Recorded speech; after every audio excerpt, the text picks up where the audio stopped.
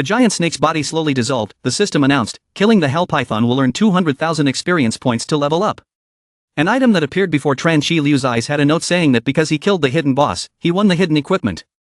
Hellfire gloves increase strength by 15 points, stamina by 15, magic by 10, fire damage by 35, war rate 100 out of 100, no special skills. Introduction: Hell Demon High Catch KY used Hellfire to create these gloves, which are high-end attack and defense equipment in Hell.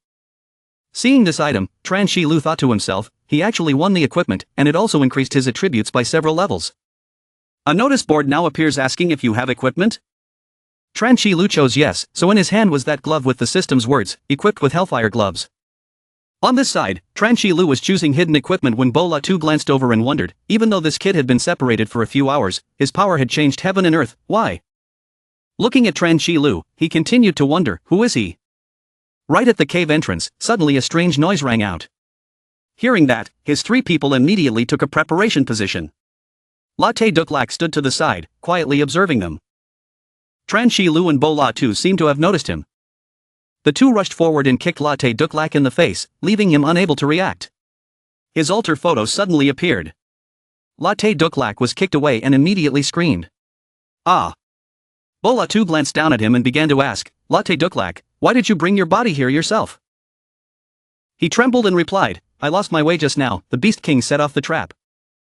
Hearing that, Tran Shi Liu's heart immediately realized, trap, why did we encounter these monsters? Bo La Tu tilted his head and asked, what? Latte Duklak then stood up and said, you guys are still alive, how lucky you are. Father La Tu did not forgive him and kicked him straight in the body, wondering, tell me quickly, where is the Beast King? If you don't lead us there, I will deal with you right now. He immediately shouted in panic, I said, I know how to get in, the entrance is over there. Then the four people went to a cliff.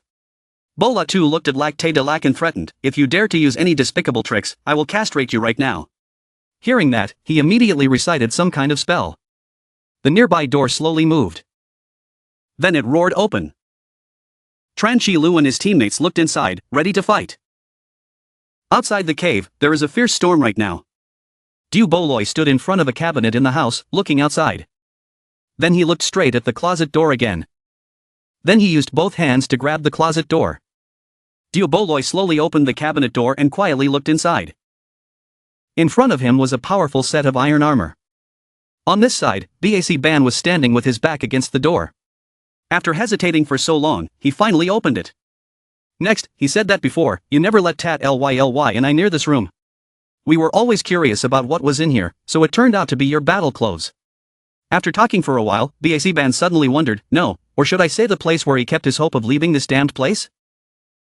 Du Boloi was thinking to himself, when did that kid come from without me finding out? Bac Ban then said in a serious voice, I heard, you want to form a team to leave Latonia, maybe on the way you can find the monster that killed my parents. Since leaving this house, I have been practicing hard for many years just for today. Finally, he said seriously, I want to join, this time you probably won't stop me. Returning to Tran Shi Liu's place, the three of them were following Latte Duklak. Bo La Tu behind him reminded, hey Latte Duklak, this time don't do anything funny. After finishing speaking, he grabbed Latte Duklak's neck and threatened, if you dare to do any more tricks, say goodbye to this life. He was frightened by the lean's response, I don't dare anymore, in front is the main hall of the cave, the Beast King is in there. Tran Shi Liu turned to look at him and asked, do you know where the captured people are kept? Latte Duklak replied that of course he knew, he could find it even if he closed his eyes. Then he went straight forward and suggested that Bo La Tu and Phi Lak KY, after entering the hall, let Latte Duklak lead the two of them to save their comrades. Dad La Tu wondered, are you blaming us for getting in your way, kid? Don't think that saving us means you can make your own decisions, you're not that strong yet. Tran Shi Liu here objected, I just don't want to. But before he finished speaking, the system continuously warned. A red message appears saying that there is a hidden boss ahead. With your current fighting strength, the chance of winning and surviving is 10%, do you want to end the mission immediately? After reading the notice, Tran Shi Liu thought in his heart that the chance of survival was only 10%, he had already tried to level up. Even without elemental power, it's not enough to only have this percentage of victory. Phi Lak KY turned to ask him, what's wrong with Tran Shi Liu? He walked straight forward and replied, nothing, I don't want to involve other innocent people because of my work. After entering, you two should immediately go save your teammates, while I deal with the Beast King. A voice rang out, impossible, making Tran Shi Liu turn his head. Bo La Tu seriously declared, I will absolutely not abandon my comrades and let you go into danger alone. Tran Shi Lu heard that and said, the monsters in here are not as simple as we think. It is estimated that our win rate is only 10%. Father La Tu gritted his teeth and wondered, so what happened? If it weren't for you saving us, we would have died out there. Even if the chance of winning is 0, we won't run away alone. Is that right, Phi Lak KY? Phi Lak KY immediately nodded. Tran Shi Lu was suddenly stunned. His mind began to recall the time of his development, from childhood until now, whether it was at school or when learning kendo. Face any problem by solving it yourself. Even though you never feel hardship, you can't avoid being lonely. Tran Shi Lu's heart began to think that, but now, he was no longer alone. Meanwhile, Latte Duklak pointed forward and said, you guys, in front is the main hall, but can I stay out here and wait for you guys? Lord Beast King will kill me. Tran Shi Lu's 3 people began to look forward. Before their eyes was a deep cave glowing with fire. Tran Shi Lu and Bo Latu looked at each other and nodded. At the same time Latte Duklak's voice rang out, hey, if you want to die then don't care, I don't want to die yet. Without letting him say more, the 3 people started walking inside. Before their eyes was a very large cave. In front of Tran Shi Lu was the throne of the Beast King. Seeing that, he wondered, strangely, why was there no one? Then Tran Shi Lu turned around and asked Latte Duklak, hey, isn't the person who said the Beast King is here? He replied in bewilderment, I don't know anymore, normally this place is strictly protected, I don't understand why today there was no one.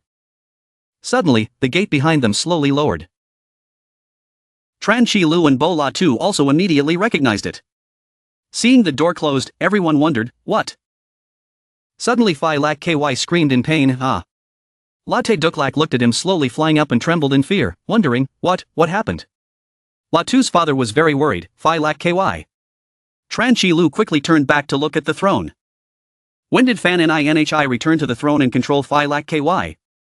He was in pain and spit out blood. Seeing that, Tran Shi Lu looked at Fan Ninhi with anger. He immediately rushed towards him. Tran Shi Lu held the sword tightly in his hand, ready to fight. He jumped up high and was about to strike a blow on the Beast King's head. As he quickly created a shield to block it. He tried his best but could not break it.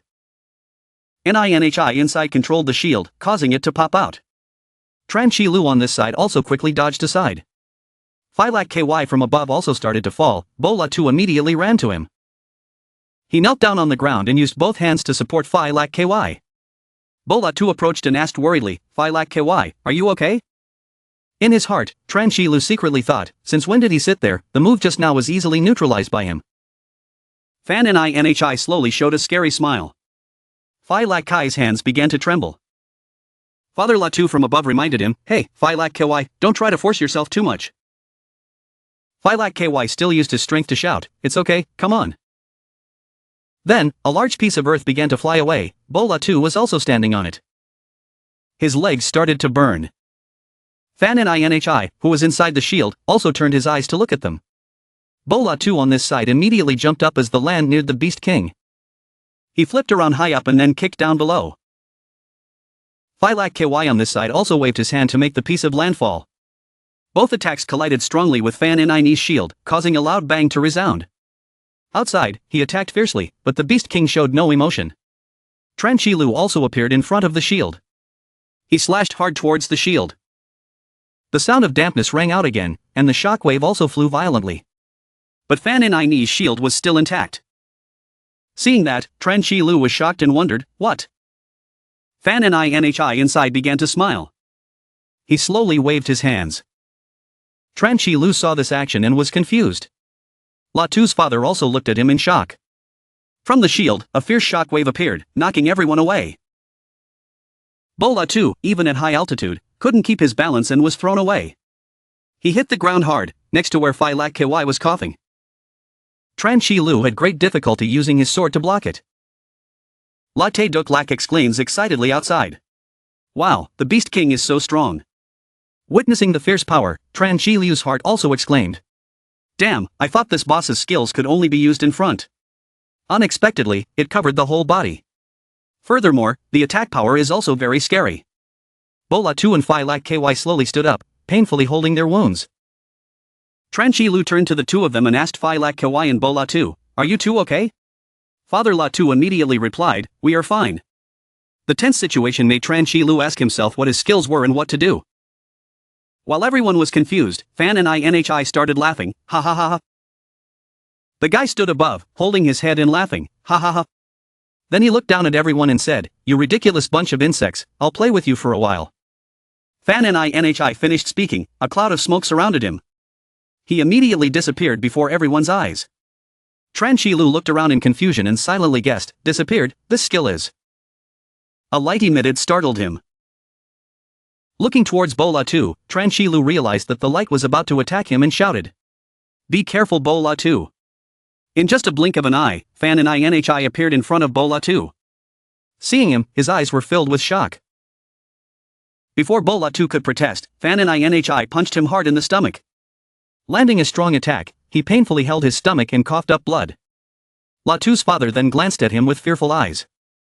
But not long after, he threw a punch straight at Fan and I. He immediately squeezed Bola 2's hand, causing him to scream in pain. The situation was critical, he began to grind his teeth in anger. While Fan and I wasn't paying attention, Bola 2 continued to kick him. In Fan and I's eyes, these attacks were nothing. He skillfully used his hard horn to respond. A severe pain struck, causing Bola 2 to cry out and cough. Finally he lay on his stomach in a motionless state. Fan and I said happily and proudly, "Finished with a mouse." He suddenly thought of something. Finally, Fan and I jumped hard on Bola 2's body. Phylak KY on this side panicked and called out, "Bola 2." Phylak KY sat down on one knee and looked at Bola 2 who was sitting injured on the ground. Behind Phylak KY is the looming figure of Tran Shilu standing in the distance, covered by white smoke. Phylak KY saw that he was able to block that attack and whispered in surprise, not expecting Tran Shilu to be able to block that monster's attack. Bola 2 looked sideways with an expressionless face as he looked at him fighting with Fan and I, silently assessing in his heart the fighting power of that monster just now. "Even if I practice for another 10 years, I still won't be able to compete." Then Bola 2 looked at Tran Shilu and whispered, "He is really too strong." Fan and I watched him block his attack and said somewhat happily, "It really surprised me. This is the first time a bug has withstood my attack, and it's getting more and more interesting." Then he raised his hand to create another ball of energy. The light from his eyes coldly looked at him and said in a contemptuous tone, "But bugs are still bugs, your resistance only makes me more excited." Having finished speaking, Fan and I's attack on him was too great. "Go away, the insects." The powerful energy stream quickly rushed to attack him. Tran Shilu reacted quickly, raising his sword to block the attack, searching for Fan and I's energy as strong as if it wanted to swallow him. Tran Shilu held his sword strongly to block the attack. He coldly said to Fan and I, "By the time I cut your head off, it's not too late for you to be surprised. As for the things you did to my friend, I will pay you back double." At this time, he launched an attack, divine action, and a yellow light appeared on the ground moving very quickly on the ground.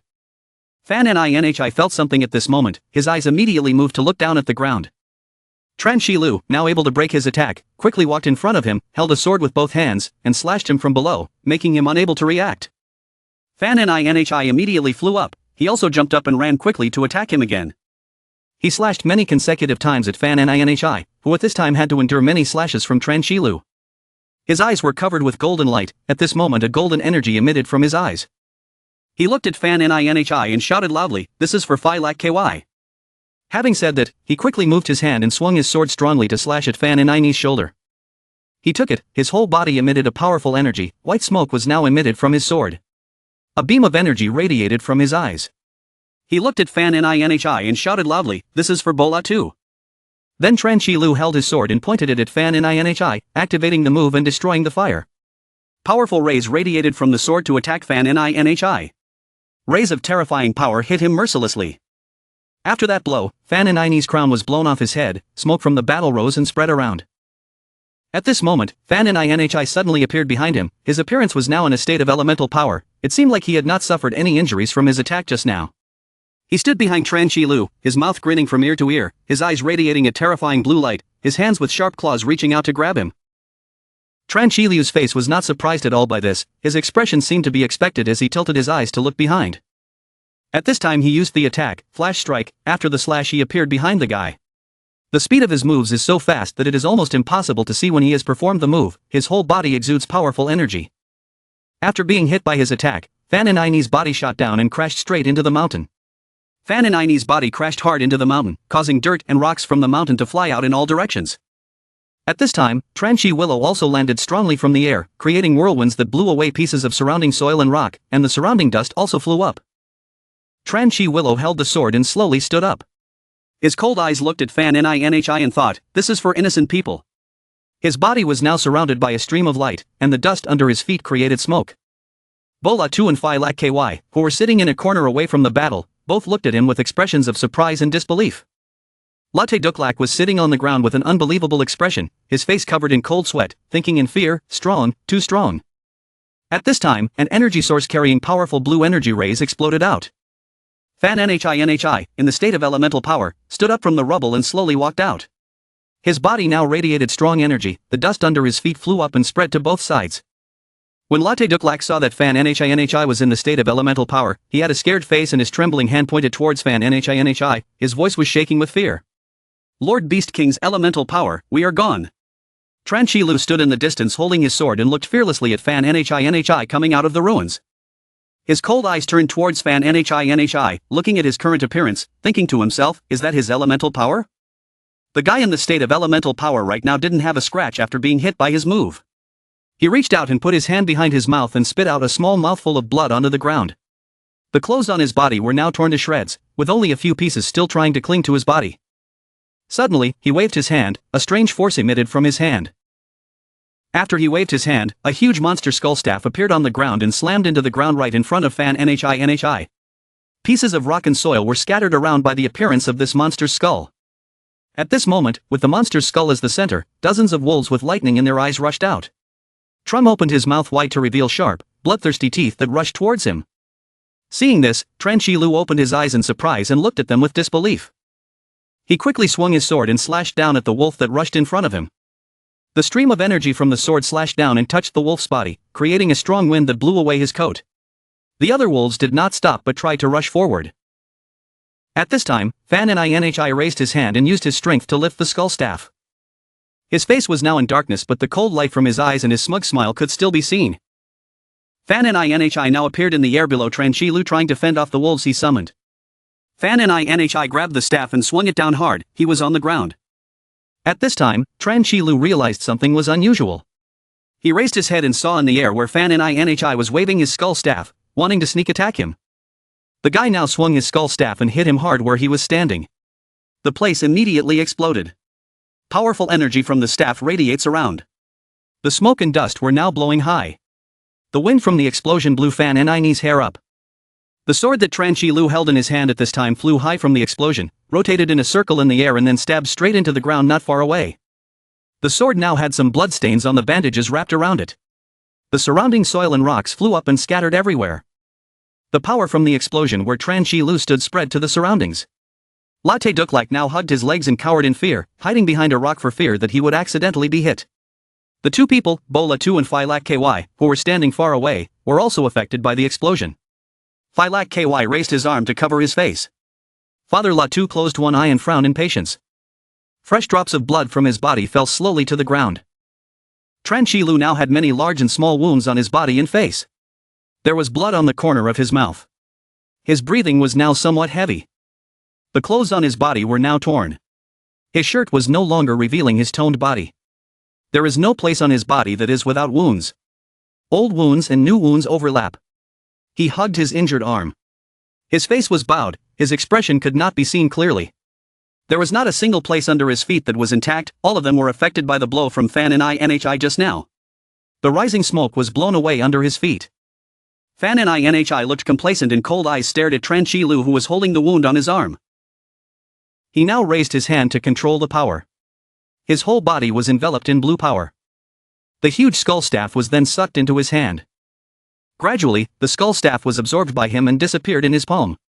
While absorbing the staff, the energy in his body seemed to become stronger and stronger after absorbing the staff. Until the skull staff completely disappeared, the power in his body flared up strongly. The wave of power blew into the air, the wind now arose and blew the hair of the man standing not far away from him. Tranchi Lu's arm, which was wrapped in a cloth bandage at the wrist, was bleeding and trembling uncontrollably. Tranchi Lu, whose body was covered in bleeding wounds, looked at Fan Nhi who was getting stronger and stronger in front of him. He frowned and thought, his body could no longer move, his skills had been used up. Tranchi Lu was thinking extremely unwillingly at this time, should he stop here? After absorbing the power from the skull staff, Fan Ni's body has transformed into a different shape. His face was now covered by a mask with 2 horns. His body also became huge. On his back, spikes appeared along the spine. Both arms and legs also have sharp spikes. His body was now radiating powerful and domineering energy. He lowered his body forward, kicked his legs back, forming a powerful attack preparation position, the overwhelming power in his body emanating with every move he made. Then he used the strength in his back leg to jump hard. His whole body was like an arrow rushing towards him. His body rushed like an arrow, hitting him hard, causing him to fly into the air. At this moment, the man once again jumped up and rushed towards him, flying in the air.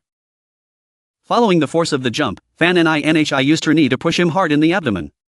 The pain from below his abdomen made Tran Shiliu's eyes shake. His whole body felt like something had punctured all his internal organs. Fan Nhi fell from the air and landed strongly on the ground. The dust under his feet was affected and rose into white smoke that spread out all around. His body slowly fell down. When Tran Shilu was gradually falling, Fan Nhi once again used strong force to rush forward. He continuously attacked Tran Shiliu's body. He performed the move so fast that no one could catch it and then landed at a short distance. He turned his back to him. Tran Shilu seemed to have lost consciousness. His whole body fell hard, his head hit the ground hard, causing dirt and rocks to shoot out around him. Fan Nhi now slowly walked towards where he was lying motionless, suffering terrible pain from his body. He summoned 2 staffs with bloody red monster skulls and held them in his hands. He looked contemptuously at him lying motionless on the ground and said, "You useless insect deserves to be stepped on. Wake up, this is your destiny." Tran Shilu extremely unwillingly opened his eyes wide and thought to himself, is it really the end? His bright red blood drops seemed to be slowly falling. In Tran Shilu's head, mocking and contemptuous voices continuously rang out. "Tran Shilu, why did your parents give you such a vile name? What a name you are, ha ha ha, you dwarf, bookworm, obnoxious, scabby guy who wants to eat swan meat, you name you should order it as a sweet breakfast. It's 8 o'clock, and then the system keeps saying, can't log out, can't log out, can't log out, can't log out, can't log out." At this moment, he seemed to gain strength and gradually sat up. The atmosphere around him changed, and the rocks and soil around him suddenly rose and floated in the air. Those voices were now replaced by the image of his mother's face gently looking at him and calling out, "Shilu." She squatted down and patted Tran Shilu's head, who was just a little boy, and said, "Go home with your mother." From his body, a strong and domineering energy was radiating from him, not inferior to that of Fan Nhi. The energy source in his body now exploded with a loud sound. His sword was now stuck in the ground not far away. On the sword, the cloth bandages suddenly loosened gradually, revealing the sword that was now emitting light. Bola too looked at Tran Shilu with an incredulous expression. Phi Lak Kai's face was covered by his hair so his expression could not be seen, but he was also looking at him. Latte Duklak also looked out from behind the rock. His sword had now completely changed into a different appearance as he held it high in his hand. Fan Nhi stood in the thick smoke and looked stunned. His body was now covered in black cloth with incomprehensible writing, and the wounds on his body had also disappeared without leaving a trace. Tran Shilu has completely transformed at this time. His hair has turned platinum, his body is also filled with strong domineering force. At this moment, he raised his face without expression and looked straight at Fan Nhi. One of Tran Shilu's eyes had changed to silver with a strange black birthmark running from his forehead to his cheek. In his head, a voice continuously rang calling his name, "Tran Shilu, wake up quickly, Tran Shilu." After being called by a strange voice, he suddenly opened his eyes. He opened his eyes in confusion and looked at the place in front of him. His whole body was now floating in the air. Tran Shilu looked around confused and thought to himself, what's going on? I was fighting with the Beast King just now, where is this? Then he lowered his head and looked at the ground. Tran Shilu looked around suspiciously at the ground where the wind was blowing away the dust. Here. Tran Shilu raised his hand, looked at his palm and hesitantly said, "Am I dead?" Suddenly at this moment a voice rang out answering his question. He was not dead. Hearing that, he immediately raised his head and looked in the direction of the voice. He looked up and immediately saw a man with a blindfold floating in the air. That man was Hesiod. He once again called his name, Tran Shilu. He looked at the man in front of him in confusion. "How do you know my name? Who are you?" But Hesiod now had been imprisoned in this place for so long and could no longer remember who he was. He looked at him and replied, "I also want to know who I am." Hesiod looked at him and added, "Since I woke up I've been waiting here. I've forgotten how long I've been waiting here. 1,000 years, 10,000 years, over time I can't remember clearly anymore." He asked in surprise, "What?" Hesiod now turned his back to him to continue speaking, "But from the moment I woke up, a sentence appeared in my mind, later someone will come to take me away from this place." He turned his face to look at him and slowly said, "It seems that person is you, Tran Shi Lu." Tran Shi Lu, after listening to Hesiod for a while, felt a bit confused and said, "Hey, please explain more clearly, I don't understand, now I want you to tell me how to leave this place." Hesiod now raised his hand towards him. Tran Shi Lu looked at Hesiod, he now said, "Accepting me." Hesiod now knelt down, raised his hands high towards him, bowed his head and said, "Become my master."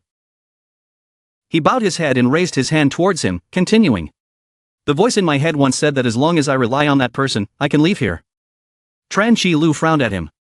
Hesiod's tone was filled with the desire to go out and continue speaking, "So please become my master." Tran Shi Lu saw that he could get out of here and quickly said, "What's so difficult about this?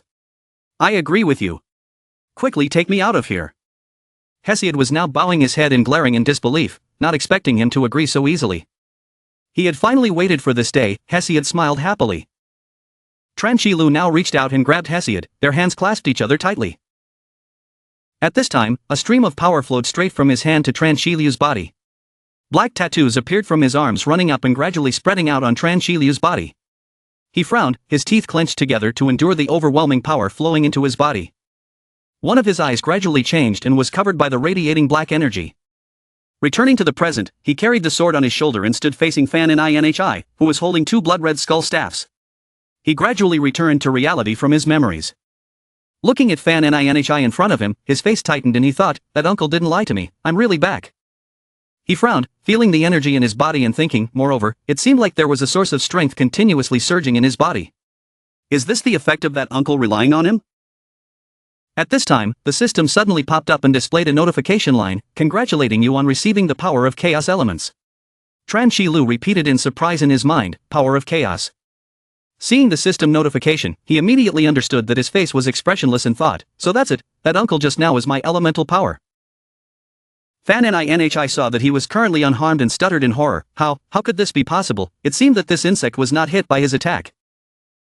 He looked at his explosive power radiating outward in surprise, but it seemed to become even stronger.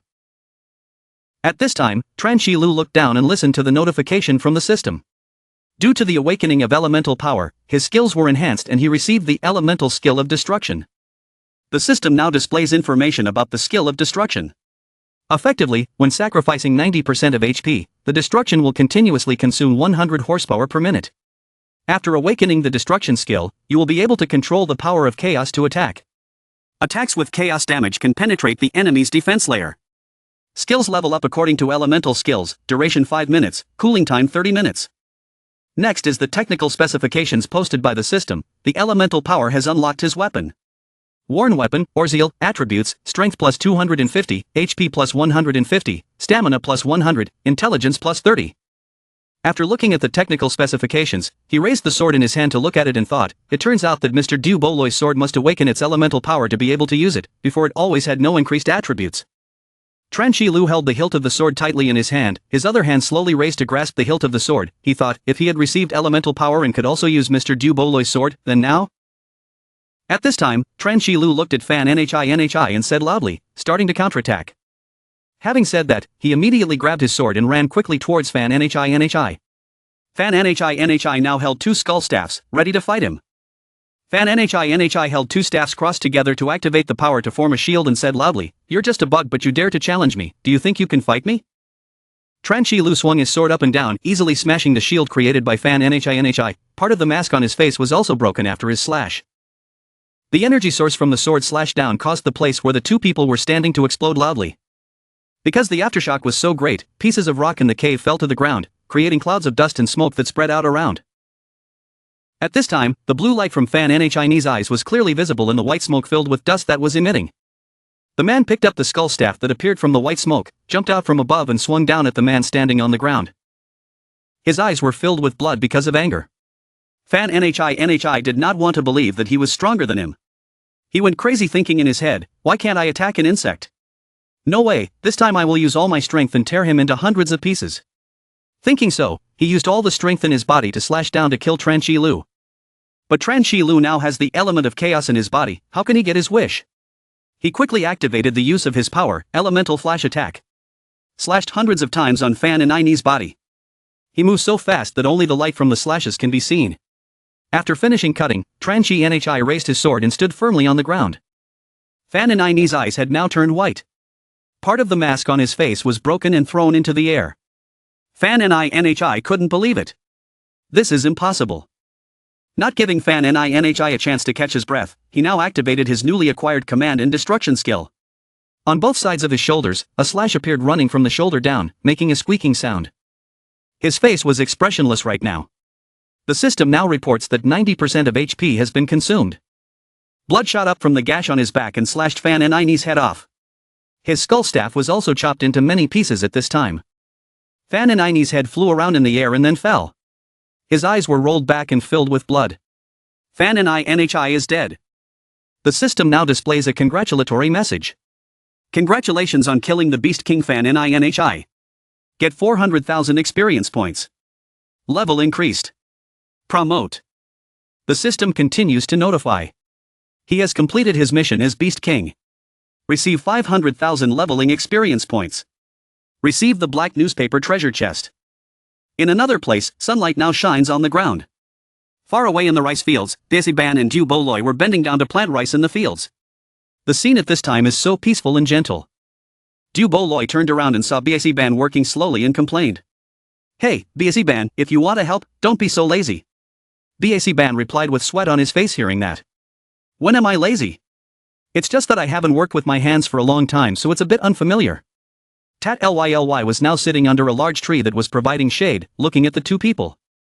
Tat Lyly sat leaning against a tree and raised her head to look at the sky. She held a half-bitten apple in her hand and looked worried as she spoke. Mr. Du Boloi and Tran Chi Lu are about to return, right? 3 days are almost over, he will leave soon. Du Boloi heard her say that and adjusted the straw hat on his head, his eyes showing seriousness. Suddenly, a rumbling sound rang out in the distance, shaking the water in the field. Tat Lyly, who was sitting under a tree, suddenly stood up. A blue light suddenly appeared in front of Du Boloi. The water surface in the field continuously vibrates. That blue light flew through Du Boloi and Daisy Ban.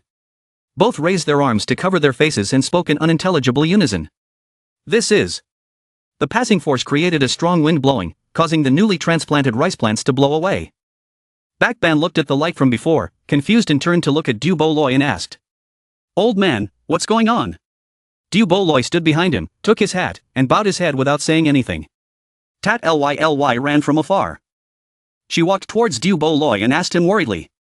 Mr. Du Boloi, are you okay? What happened on the other side? Du Boloi did not respond to her but just stared ahead. After looking at it for a while, Du Boloi then explained with a serious expression that after high-level monsters are killed, they will produce energy waves. The source of this energy wave is from the direction of the Beast King. Hearing that, Tat Lyly and Daisy Ban simultaneously frowned and stared in the direction of the Beast King. Du Boloi now bowed his head, his face tense, his eyes sharp when he saw the source of energy waves. He guessed everything. He thought to himself, it seems Tran Chi Lu has mastered the elemental power and killed the Beast King. The blue light that was piercing the sky gradually cracked, and pieces of broken rock fell because of the impact. The stream of light rising from Fan Anhi's body gradually cracked and dissipated in the air. Latte Duklak's face turned pale and he trembled in fear as he looked at Fan Anhi's body and said, Beast, Lord Beast King has him. Killed. The two people, Phylak Ky and Bola too, also looked in that direction.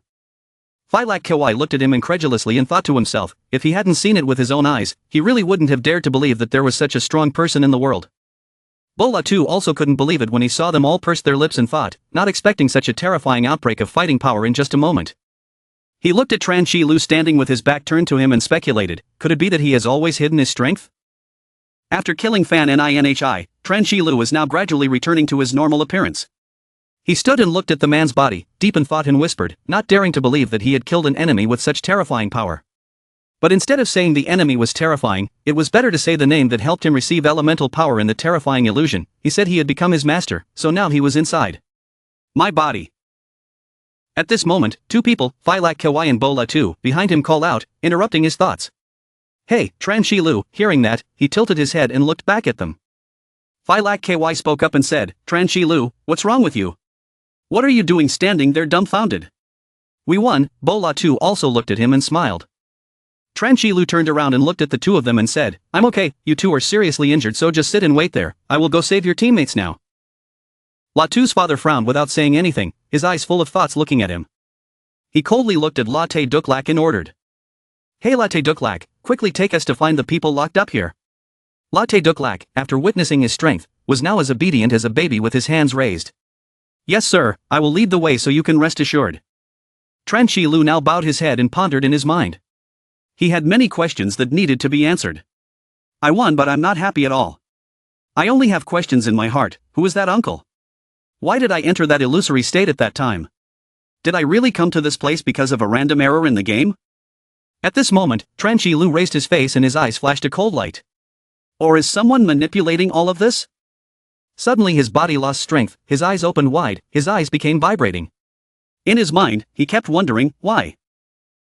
His body was shaking and about to fall, the sword he was holding in his hand no longer had the strength to hold it and it slipped out of his hand and fell. Right now, a foot wearing flip-flops emitting sparks of electricity quickly walked forward. That is Du Bo Loi.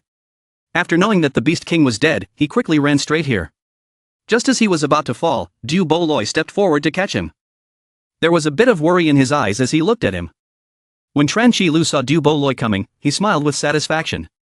His eyes gradually closed and he tried to say, Mr. Du Bo Loi, I'm done.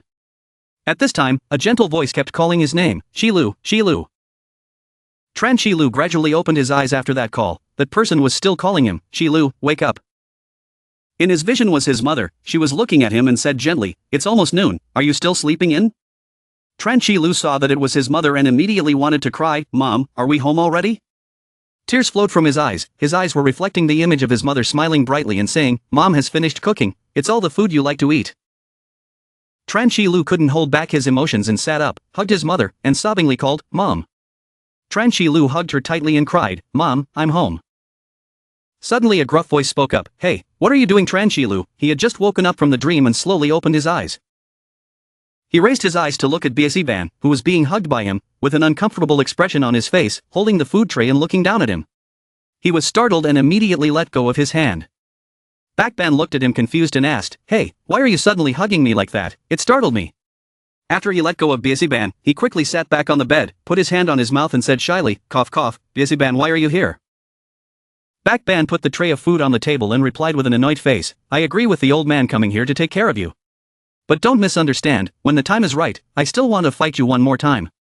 While Biasiban was speaking, he bowed his head and raised his hand to look. After placing the tray of food on the table, Biasiban quickly went out, telling his brother as he walked, Hey, you lie there and wait, don't move, I'll go tell Tad Ly and Mr. Du Bo Loi. He lowered his head and looked at his hand in doubt. It turned out to be a dream. Why am I back here? I remember seeing Mr. Du Bo Loi. Then he suddenly remembered Bola Sai and Phi Lak Ky and thought to himself, where are Bola 2 and Phi Lak Ky? But at this moment the headache suddenly came. He raised his hand to support his head and groaned, Ah, what a headache.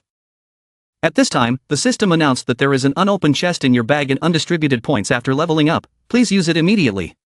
Tran Shi Lu looked at the system board and wondered, the Beast King's chest. Suddenly he remembered, that's right, after defeating Biasiban, he received a key that could be used to open the Beast King quest. I don't know what's inside. At this time, the words yes and no appear on the system board, along with a voice confirming that I must use a key to open the chest. Can I use it? The system displays a notification with an image of a chest showing the words, successfully used, activating the mysterious chest, please wait.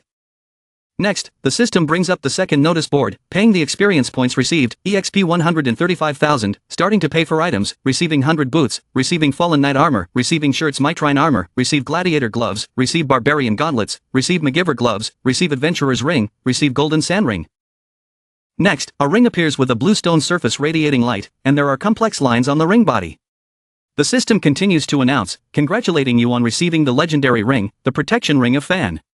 NINHI, all attributes plus 10, after equipping, receives the Beast King's defense skill. At this time, the system continued to notify you with the image of the chest being opened and radiating light, congratulating you on receiving the legendary hidden item. Tran Shi Lu looked puzzled at the thing in front of him, this is it. It turned out that the hidden item was an egg with blue spots. He looked at the egg and thought, the legendary item is an egg, can it be eaten? At this time, the egg began to shake violently, small cracks appeared on the egg's body, making sounds like crack, crack, crack. Tran Shi Lu tilted his head and crossed his arms to look at the egg, has it begun to hatch? Could it be a thing? Raise something? The egg finally cracked completely, and from inside the egg a boy burst out crying out, Guruya, Guru. Tran Shi Lu stiffened and looked at the child with horns on his head wearing an eggshell, his feet trying to kick holes in the eggshell to stick his legs out and thought to himself, the legendary treasure is a child. Ia Luca now jumped up and called him, "Dad, Guruya, Guru." Ia Luca clung to Tranchiliu's head and kept calling, "Dad, Dad, Dad, Dad, Dad." He had Ia Luca clinging to his head and stammered in surprise, "Dad, Dad what?" At this time, outside Du Boloy's house, the fresh and cool air created a peaceful and pleasant scene. Tranchilu was now in the room calling the system. "Hey system, can you help me find out what the hell this kid is? Are there any special effects?" Ia Luca was innocently playing with himself, ba-ba-la-la. In the room, he glanced at Ia Luca rolling around on the bed, thinking. After all, why did opening the treasure chest reveal a newborn baby? To your question, the system now responded. Sorry, currently the system's powers cannot distinguish creatures. Invite the host to upgrade the system and then conduct the assessment again. If the creature has completed mating with you, please try to be considerate. Hearing that, Tranchilu raised his hand and raised his chin, thinking in confusion. What the hell is a completed pairing, and it can't even be assessed? Ia Luca now jumped up and clung to his head and called. Dad, he saw Ia Luca clinging to his head and glanced up at the annoyed child. Hey, come down now, what the hell are you doing? I'm not your dad.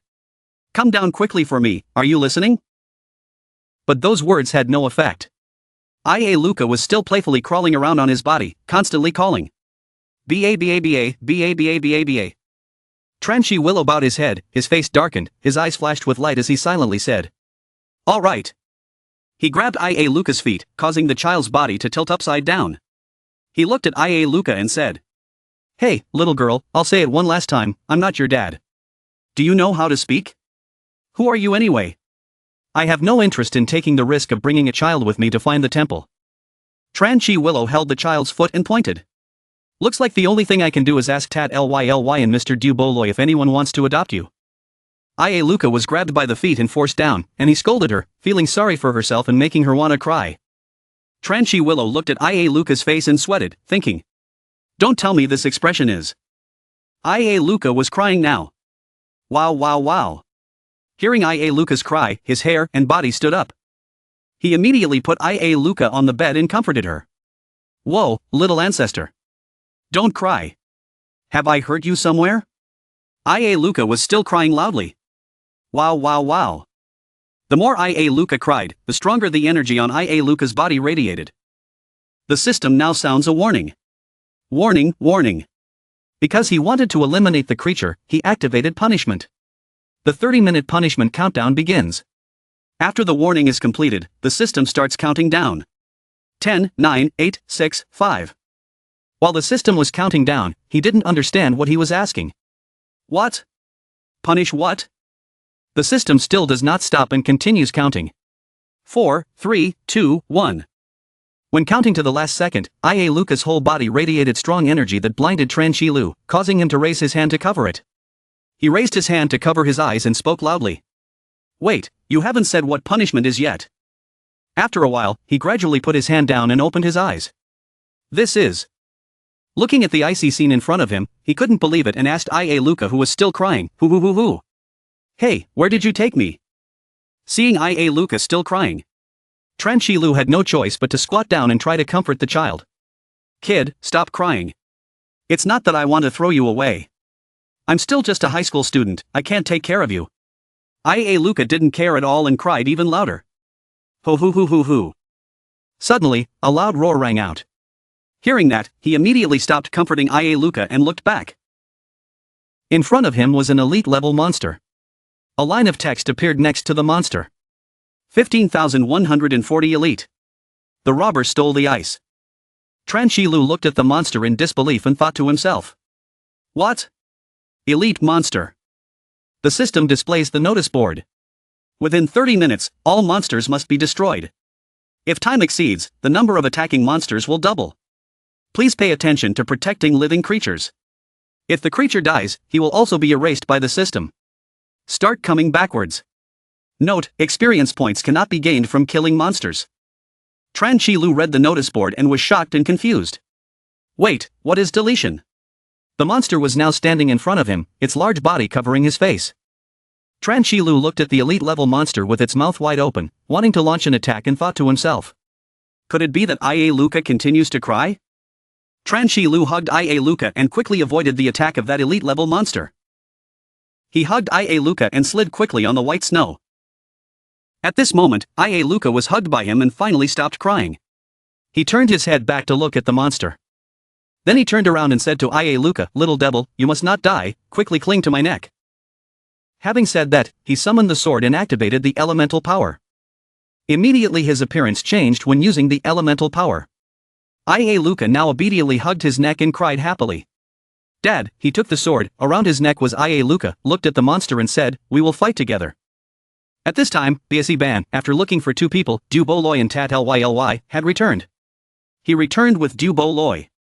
Du Boloy went with him and said, "Tat Lyly went to town to buy things and hasn't returned yet, how is Tran Shi Liu's condition?"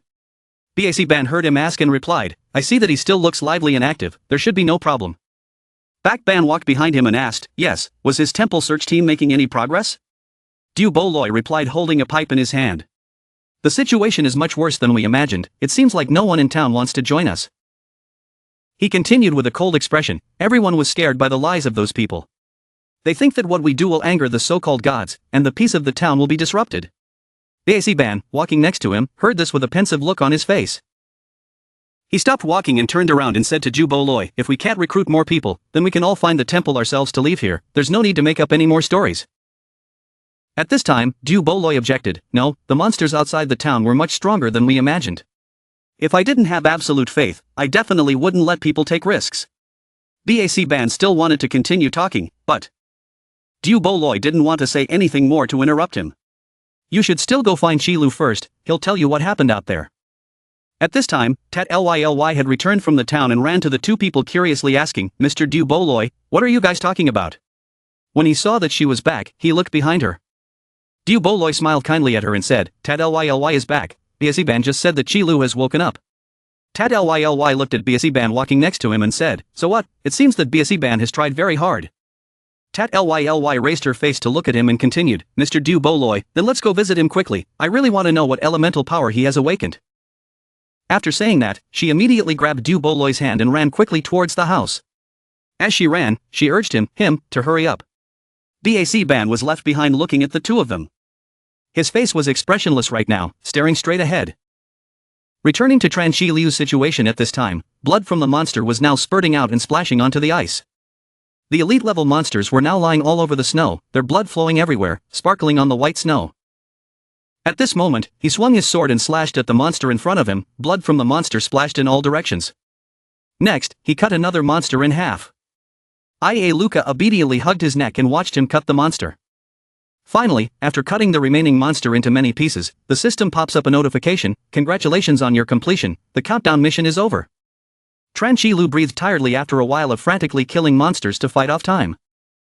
When Ia Luca saw that he had killed all the monsters, he happily raised his small arms and cried out, "Dad!" Tran Shi Liu was too tired at this point, his eyes closed tightly, leaning his sword against the snow in acceptance. Oh no, it was miserable. Unable to resist anymore, BABA, his body gradually returned to its normal state, the elemental force gradually receded. At this moment, when he opened his eyes, they were both back in the house, no longer in a place where the ice absorbed punishment. Seeing that he had completed his mission and was sent home, he breathed a sigh of relief and finally returned. At this time, Tat Lyly opened the door and saw him holding a sword kneeling on the floor and asked in confusion, "Tran Shi Liu?" Suddenly she noticed that there was a child on his shoulder, her eyes opened wide, "Here." Ia Luca, standing on his shoulder, also opened his eyes and small mouth to look at her. Tat Lyly stared at Ia Luca and then spoke, "Where did this child come from?" Tat Lyly approached little Ia Luca who was standing on Tran Shi Liu's shoulder and walked around the house laughing happily. Ha ha, wow, so cute, so cute, so cute. He stood to one side and just watched little Ia Luca walk around the house in his arms. After a while, she walked around and had fun with the boy, then turned around and asked him, "Tran Shi Liu, where did this child come from? I like children the most." Ia Luca at this moment had the girl in his arms with an annoyed look on her face and pushed her face away. He didn't know how to explain it. Looking at her happily playing with Ia Luca in her hand, he had to say, that kid. Coming out of that egg, Ia Luca was being played with in discomfort and used his chubby little hands to try to push away. When Tat Lyly heard him say that, he didn't believe it. Coming out of an egg, don't kid me anymore Tran Shi Liu, I've never heard of eggs being able to hatch into children. To be honest, it's hard for me to believe this myself. His face looked depressed and he thought. That's right, how can eggs hatch into children? Furthermore, you cannot give it to anyone else or you will be punished. It's truly creating karma. At this time, two people, Du Bo-loi and Biasi Ban, came together.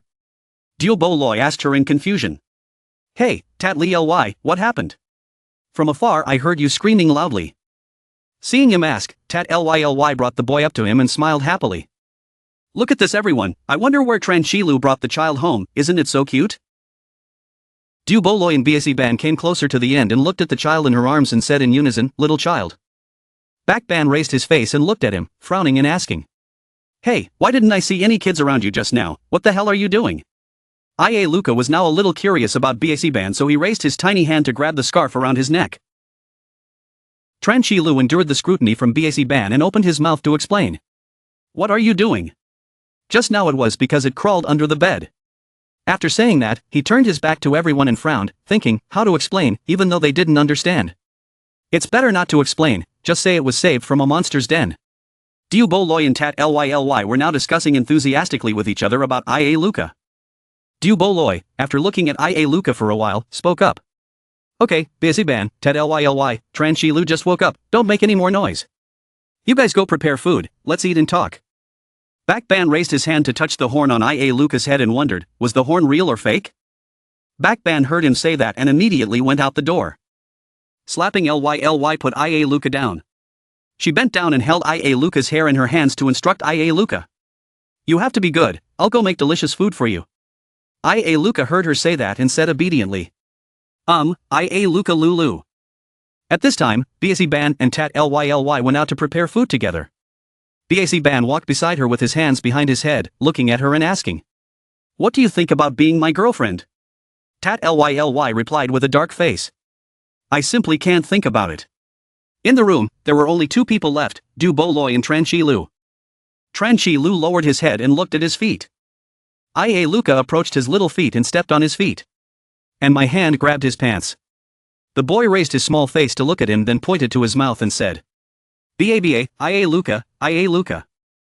Seeing this, Tran Shilu knew that Ia Luca was hungry. He sat down and patted Ia Luca's head comfortingly. Are you hungry? Okay. I know, don't worry. Already prepared. A little later and there will be food. Seeing him say that, the boy obediently didn't bother him anymore and ran around playing by himself. La. Suddenly Du Bo-loi spoke at this time. Sorry Tran Shilu. Hearing that, he immediately turned his head to look at him. He smiled as he looked at him. What are you talking about, Mr. Du Bo-loi? Why are you suddenly apologizing to me? Du Bo-loi bowed his head, clasped his hands behind his back, and slowly walked towards him to speak. It's because I'm afraid. Assuming it's just a normal monster cave. I didn't expect there to be such a high-level monster. Almost hurt you. Tran Shilu heard him say that and smiled and replied. I don't blame you, Mr. Du Bo-loi. I chose to participate in this mission. He looked up with a serious expression and continued. Even more so without this mission. I simply cannot comprehend what Mr. Du Bo-loi said. It's also impossible to know whether my coming to this place could have been just an accident. After that, he turned around and told him what happened while fighting with Fan Nhi. While fighting the Beast King. In a moment that hung by a thread, I was suddenly transported into another space. There was a strange uncle in there. He said he was always waiting for someone. Just becoming his master is enough to escape that space. So I agreed without hesitation. Tran Shilu continued to tell more. When he went out, he received chaotic elemental power. Everything seemed prearranged. The expression on Du Bo-loi's face gradually became serious with each word he told.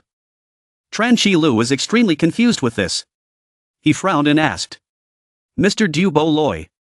Do you know what happened? When everyone receives elemental power, does everyone enter that strange space?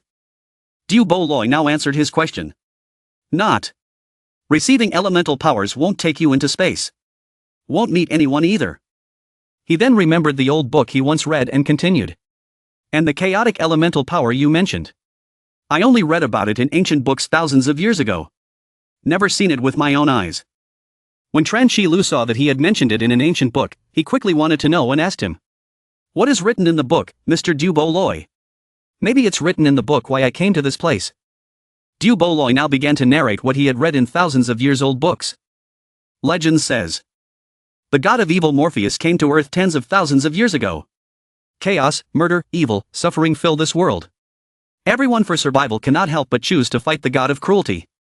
But Morpheus' power is too terrible. The heroes of the human army basically cannot fight against demons. At a time when everyone was in despair, someone like the Messiah appeared. He is Hesiod. He has chaotic power that people have never seen before. Even demons are no match for him. Hesiod formed an army against the evil god Morpheus, spending more than 10 years of arduous fighting. In the final battle, when Hesiod approached the evil god and killed him, Du Boloi continued to speak, finally killing Morpheus, and sealing his soul in the Tatalos hell forever. Du Boloi continued with a serious expression, but the price Hesiod had to pay was being sealed there forever. At this time, there was a bold speculation in Tran Shi Liu's mind. He immediately asked him, so could the person I met be Hesiod? He looked thoughtfully ahead and said, if only you could grasp the power of the elemental chaos. After a pause, he continued, so it's very possible that the person he met was Hesiod. This frown man looked serious after hearing him say that, because what he said was no different from confirming the guess in his heart. At this time, Tat Lyly and Biasi Ban had finished cooking. She stood at the door and looked at the two of them, saying, what are you guys talking about? The rice is finished cooking. Du Boloi heard that the rice had been cooked, smiled and replied, I know Tat Lyly, come over here right away. Then he turned around with a serious face and told him, Tran Shi Lu, don't tell anyone else what you just told me before confirming it clearly. Tran Shi Lu understood the worry in his words, he nodded in agreement. Then everyone went to the restaurant together. He looked at a table full of food in front of him and happily said loudly, restaurant, wow, so much delicious food. He turned his head to look at Tat Lyly and said without hesitation, Tat Lyly, you were so good. Ia Luca was lying on top of him, looking at a table full of food in front of him with a hungry and excited look on his face. At this moment, Tat Lyly raised his hand and pointed to the person wearing an apron and a chef's hat and said that I was only helping. If I said he was good, I should thank him. It turned out that it was Latte Duklak. He was wearing an apron and neatly dressed, holding 2 plates of food in his hands. When he saw her say that, he turned around and smiled in response. Ms. Tat Lyly, thank you for your compliment. Tran Shi Lu saw Latte Duklak with a wary expression and asked her, Latte Duklak, why is he here? Ia Luca above his head also widened his eyes and looked curiously. Latte Duklak recalled that at that time he knelt down and begged Du Boloi to let him live. He scratched his chin and hesitantly replied, that was Uncle Du Boloi who brought me along. Latte Duklak held 2 plates of food and walked towards the table and told him, big brother, hurry up and eat and taste my skills. Everyone now started to come and sit at the dining table. Ia Luca stood on his shoulder happily clapping his hands, Karo, Karo. After sitting at the dinner table, Du Boloi explained to him, we don't know anything about Latonia, just 2 Latte Duklak very well understands the terrain of this place. So I brought him along. Tat Lyly sat next to him, looked at the plate of chicken in front of him and said greedily, wow, it looks very delicious. Biasi Ban sitting next to him saw that she liked chicken and immediately took out a pen and paper to write down, it turned out Tat Lyly likes to eat chicken. Ia Luca had now jumped on top of Latte Duklak's head. The boy began to playfully pull his eyes up, Karo, Karo. Karo, Karo, the guy who was being played with by the naughty boy was angry but tried to hold back and say, this kid, it's okay, I can bear it. At this moment, he remembered looking at Du Boloi and asked about the situation about Phi Lak Kawai and Bola too. Ah yes, how are the 2 people in the beast's den, they fought with me. Tat Lyly saw him asking and immediately answered for them, Mr. Du Boloi took them to town for treatment. After eating, we will go visit them. Hearing that, he looked a little relieved and said, okay. Everyone began to enjoy the meal. Looking at the food in front of him, he said, so I'm not being polite anymore. After tasting the food, he was a little curious and asked Latte Duklak, do all beastmen cook rice this deliciously? Seeing him ask, he immediately replied, no, because cooking is my hobby. Du Boloi saw that Ia Luca was still embarrassed to talk to him. Latte Duklak quickly get some cow's milk, this little devil still can't eat these dishes. Hearing what he said, he quickly responded. Yes, Uncle Du Boloi. At this time outside Du Boloi's house, a foot stepped on the cliff. That is Kai Kok too. He now crossed his arms, 1 foot stepped on the large stone in front of him, looking down at Du Boloi's house. Standing behind him was a subordinate covered in ants from head to toe. That person came forward and spoke to Kai Kok too. Sir, that foreigner is indeed with Du Boloi and the others. When Cocteau turned around to talk to the group behind him, finished his work, and returned to report, before leaving, he also turned his head to look towards Du Boloi's house. In the sky, dark clouds rolled in, accompanied by a bolt of lightning that seemed to tear the sky apart. At this moment, a dragon was spreading its wings and flying fearlessly in the sky. Suddenly, it rushed down quickly, piercing the clouds towards the ground. This dark and gloomy place is the underworld. The dragon quickly flew towards the ancient castle floating in the air in front of it. In the room, a beautiful purple rose with mysterious beauty was being playfully played with by a finger. The person playing with the purple rose is Hades, the god of the underworld. He was now standing on the balcony, smiling and playing with a rose in his hand. The dragon from earlier now landed on Hades's balcony, its wings gradually retracted and its body gradually turned back into a human.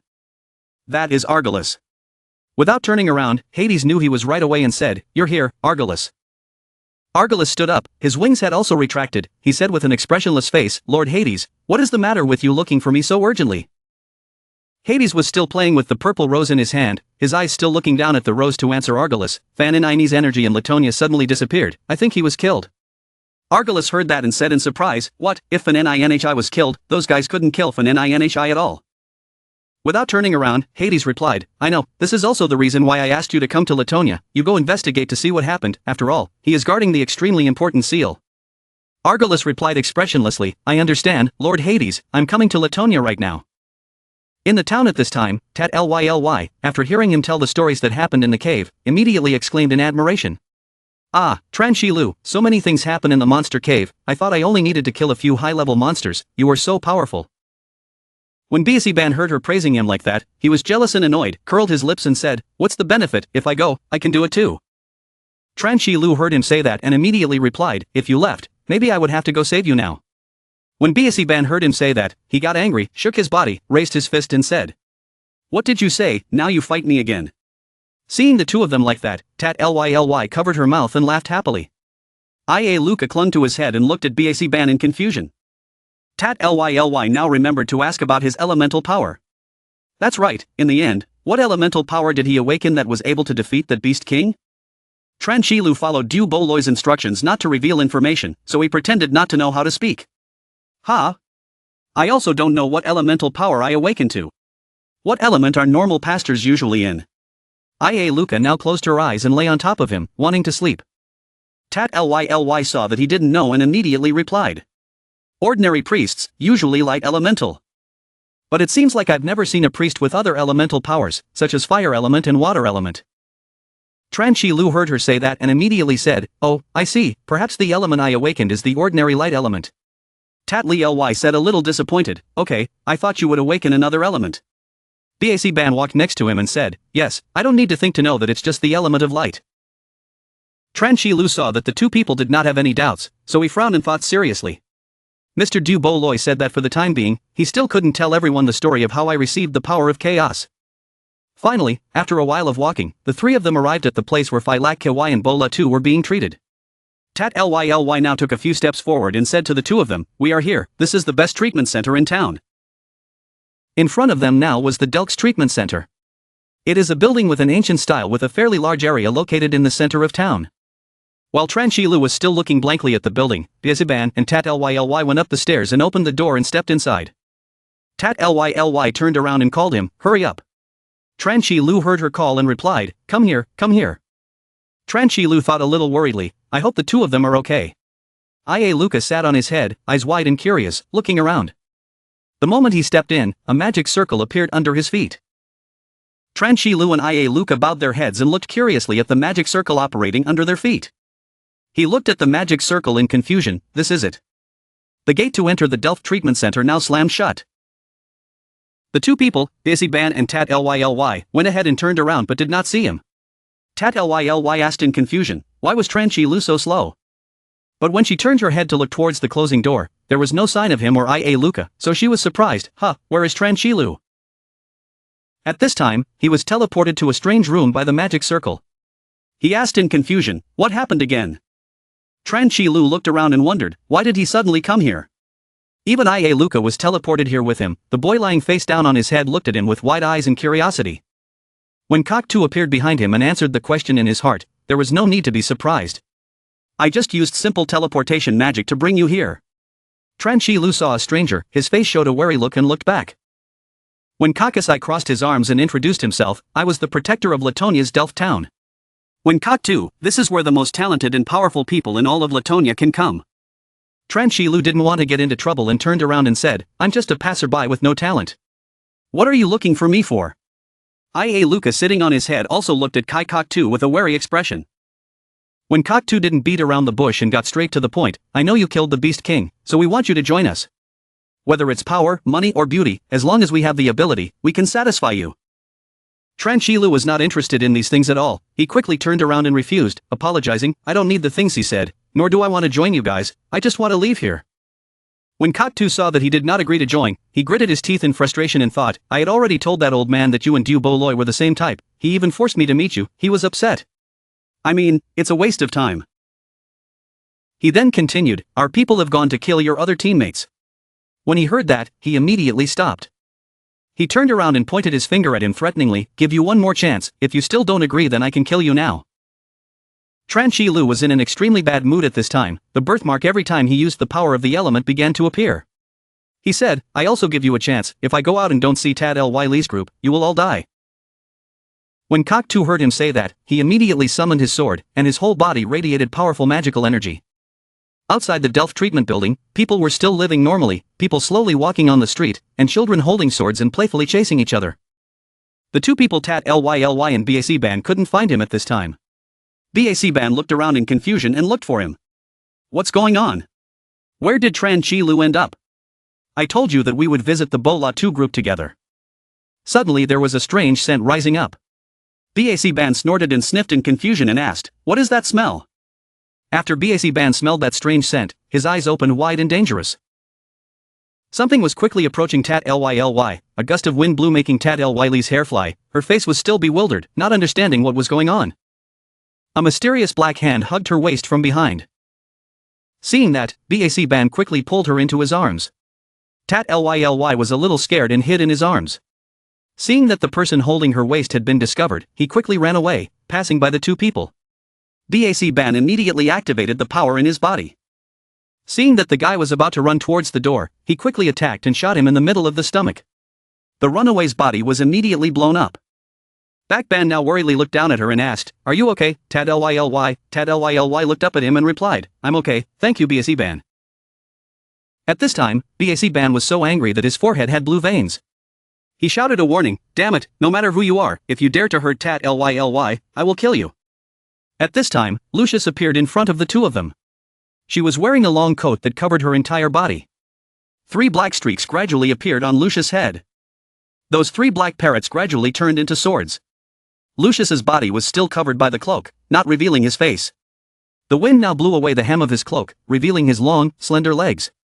Returning to the room where Tran Shilu was teleported to, magic rays of light shot out everywhere.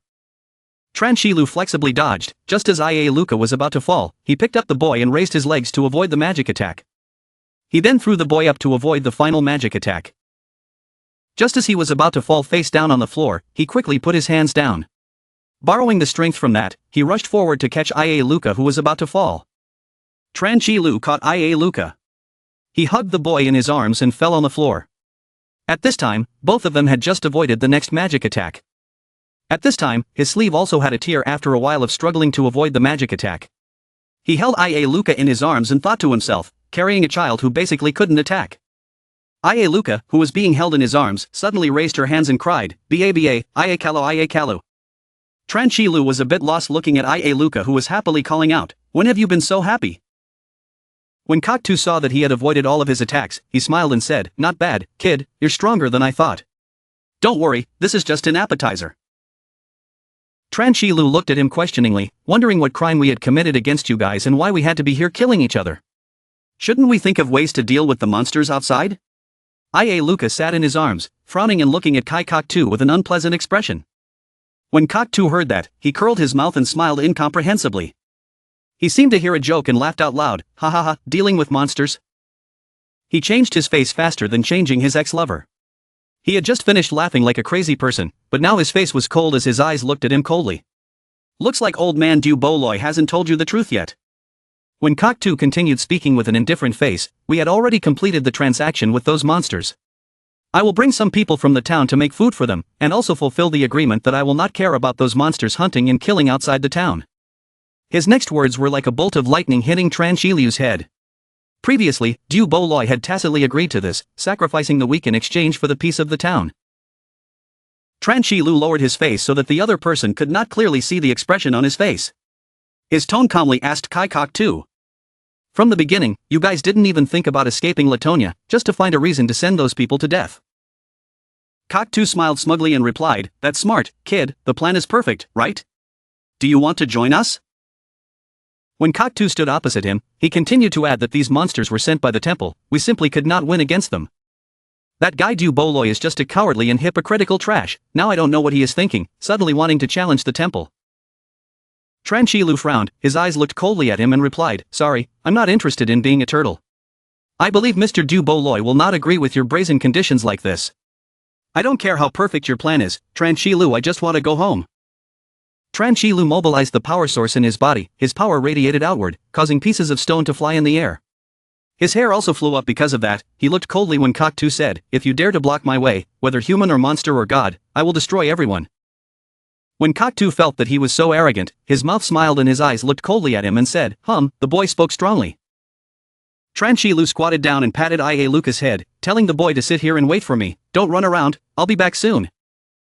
Hearing what he said, Ia Luca responded, "Father, Ia Luca." Kai Kok Tu held the sword made from magic in his hand and stood silently waiting for him. After instructing the boy, he immediately stood up and turned to look at him. A strong source of energy emanated from Tran Shi Lu's body, enveloping his body. When Kok Tu now smiled fiercely and excitedly looked at him, he thought, "Don't worry, I will kill both you and that boy, then bury them together." Just when he was still immersed in the excitement of killing Tran Shi Lu, he quickly rushed forward and punched him hard in the stomach. When Kok Tu was beaten, his eyes turned white. His eyes were filled with blood and looked down at him, drops of blood shot out of his mouth and splashed around. Tran Shi Lu looked coldly at Kai Kok Tu with a tight face. His fists continuously rushed forward at breakneck speed, hitting Kai Kok Tu's body. Tran Shi Lu's fists came so fast that he could not react in time and had no choice but to endure the blows. Fast and strong blows hit his body, blood spurted from his mouth. When Kok Tu took the force of his fist and flew back, his whole body hit the wall with a dull thud. Tran Shi Lu was still holding his fist forward, a stream of power radiating from his fist. The pieces of rock were influenced by the power emanating from his body and flew into the air. When Kok Tu now propped himself up on the ground, he coughed cough. Blood flowed from his mouth, forming blood stains on the floor, and his hands were shaking. When Kok Tu tried to shakily prop himself up and sit up, he looked at him in disbelief. How is that possible? He lay on the ground and looked up at the man who was slowly walking towards him, speaking with difficulty. "Uncle? Finally you? Who?" At this time, people around were running around, shouting and fighting. "Quickly run away," the mother holding her child turned her head and looked back in fear and ran quickly. The people were now in a state of panic trying to run out of the fighting area. Behind them at this moment an explosion rang out, black smoke rose suspiciously. Tat Li Ly was now flying in the air and unleashed magic that created a fire that struck down. Sparks created by Tat Li Li's magic fell on Lucius wearing a black robe. Lucius was attacked and quickly jumped up to avoid her magical attack. Backban took this opportunity to hold his sword and fly quickly to attack Lucius. When he approached Lucius, Backban immediately used the shadow skill, then swung his sword to attack. This skill of his creates a person identical to him, also holding a sword, rushing to attack Lucius. She immediately retreated and controlled her black magic sword to block the attack from Backban. Right at this moment, Backban raised his face and shouted loudly, "Tat Ly, this is now." Seizing the opportunity, Tat Ly landed from the air on the ground, her hair blowing high in the wind. At this time, Tat Ly activated her magic, raised her voice, sparkled with fire, and radiated powerful magical energy around her body. After raising her voice to call out the name of the magic move, she immediately stood up and activated the fire dance move to attack Lucius. Her magical attack created a large explosion, the smoke from the explosion rising high radiating heat. After she performed the fire dance, she was somewhat exhausted and breathing heavily. At this time, only ashes remained on the ground under the heat of the fire dance. The place where Lucius was standing just now caved in, the ground was burned red, creating water stains that were emitting black smoke. Tat Ly looked at that place in disbelief. It couldn't be, the attack just now clearly hit him. Backban's face was now tense, looking at the place where Lucius was standing just now, coldly in disbelief, he gritted his teeth and looked at it. At this moment, Tat Ly had a guess. She said, "Could it be?" Tat Ly exclaimed, "His clone." As soon as she finished speaking, Lucius appeared behind her. Backban saw Lucius appear behind Tat Ly and shouted in shock, it was not enough. She turned her head and looked behind her with wide eyes. Suddenly, a shadow appeared, interrupting Lucius' actions, standing behind Tat Ly. A loud noise rang out, pop. That figure was Tran Shi Lu. After dealing with Kai Kok 2, he quickly escaped and rushed towards Tat Ly. He swung his leg and kicked Lucius away. Tran Shi Lu gently landed on the ground. Lucius, after being kicked back by him, quickly put his hands on the ground to stabilize his body, the hem of her shirt fluttering in the wind.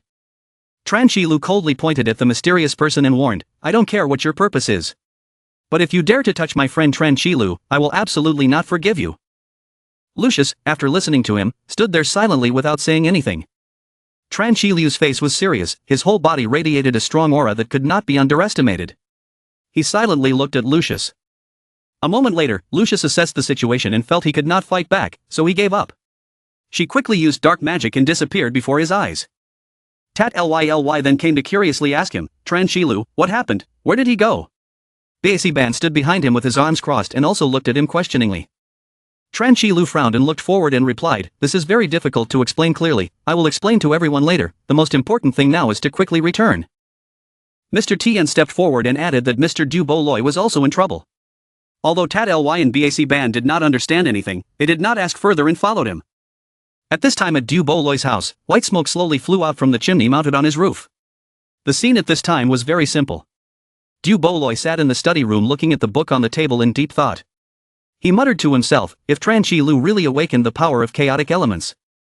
Du Bu Loi smoked a cigarette and blew the smoke out, looking at the ancient book on the table and thinking, then the prediction in this ancient book is that demons and gods will both come to the human world, and the entire world will sink into endless darkness. Du Bo Loi's eyes became thoughtful, his eyebrows furrowed as he thought, and the one who holds the power of the elemental chaos is the only one who can save the world. The door opened and a pair of shoes appeared and walked forward. The three people Tran Shi Lu, Tat Ly and Ban returned from town. Above him was Ia Luca who was fast asleep. The three of them entered the room. Tat Ly called out to him, Mr. Du Bo Loi. Du Bo Loi saw that they had returned. He closed the ancient book in his hand, his pipe in his mouth, turned around and asked them curiously, why are you guys back? Have you finished visiting your comrades so quickly? Amid the boiling sound of the kettle being boiled on the fire, he quickly recounted the source of what happened in the town. Du Bo Loi listened to his story and exclaimed in surprise, what did you say, yet they had already attacked you? Seeing that he seemed to know them, Tat Ly asked, Mr. Du Bo Loi, do you know them? Du Bo Loi held the smoking pipe and replied, perhaps the person Tran Shi Lu met was the wind-type magician Kai Kok 2, and the person Tat Ly and Ban met was the dark-type magician Lucius. Du Bo Loi then continued, they were all protectors of the town. All three of them had three different expressions after hearing Du Bo Loi say the identities of those two people. Ban stood from afar watching the three people talking, still confused as to why they attacked. He voiced his doubts, protector, so why did he attack us? Seeing Ban asking that, Du Bo Loi explained to them, when Kok 2, Lucius, Seishet and Du Lap who were known as the strongest magicians on the Polsmata continent, they were all the heroes who came to Latonia the earliest. Hundreds of years ago, this town was also built by them alone.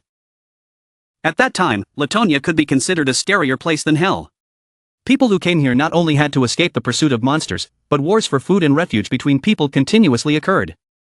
People were so desperate that they ate the corpses of their comrades, and even children were used as food for trading. Right at the time when everyone was desperate, Du Lap stood up. He constantly brought refugees to this oasis. He distributed crop seeds to everyone, taught them how to farm, and set up a complete system. After telling their story, Du Bo Loi continued, holding his pipe in his mouth, perhaps our idea of wanting to leave Latonia was considered a threat to the town. If we provoke the monsters outside, the whole town will be in danger because of us. Tran Shi Lu then spoke up and said, Mr. Du Bo Loi, you clearly know that the town's so-called peace is all in exchange for human lives. Why don't you tell us? Du Bo Loi heard him say that and raised his eyes to look. Ban heard him say that and looked at him sitting on the chair in disbelief and asked again, Tran Shi Lu, what are you saying? He silently bowed his head and sat on the chair. Ia Luca was now awake and sat on his head. He did not answer Ban's question but watched Du Bo Loi speak, agreeing with those damn monsters, sacrificing innocent people to them as food in exchange for this kind of dirty peace. Mr. Du Bo Loi, you know that, right? In the room, Tran Shi Lu did not stop and asked Du Bo Loi, I need a satisfactory explanation from you, Mr. Du Bo Loi, why didn't you tell us the truth from the beginning? He looked at him with cold eyes and said, are you like those other people, treating innocent people as pawns to sacrifice their lives and still feel at peace?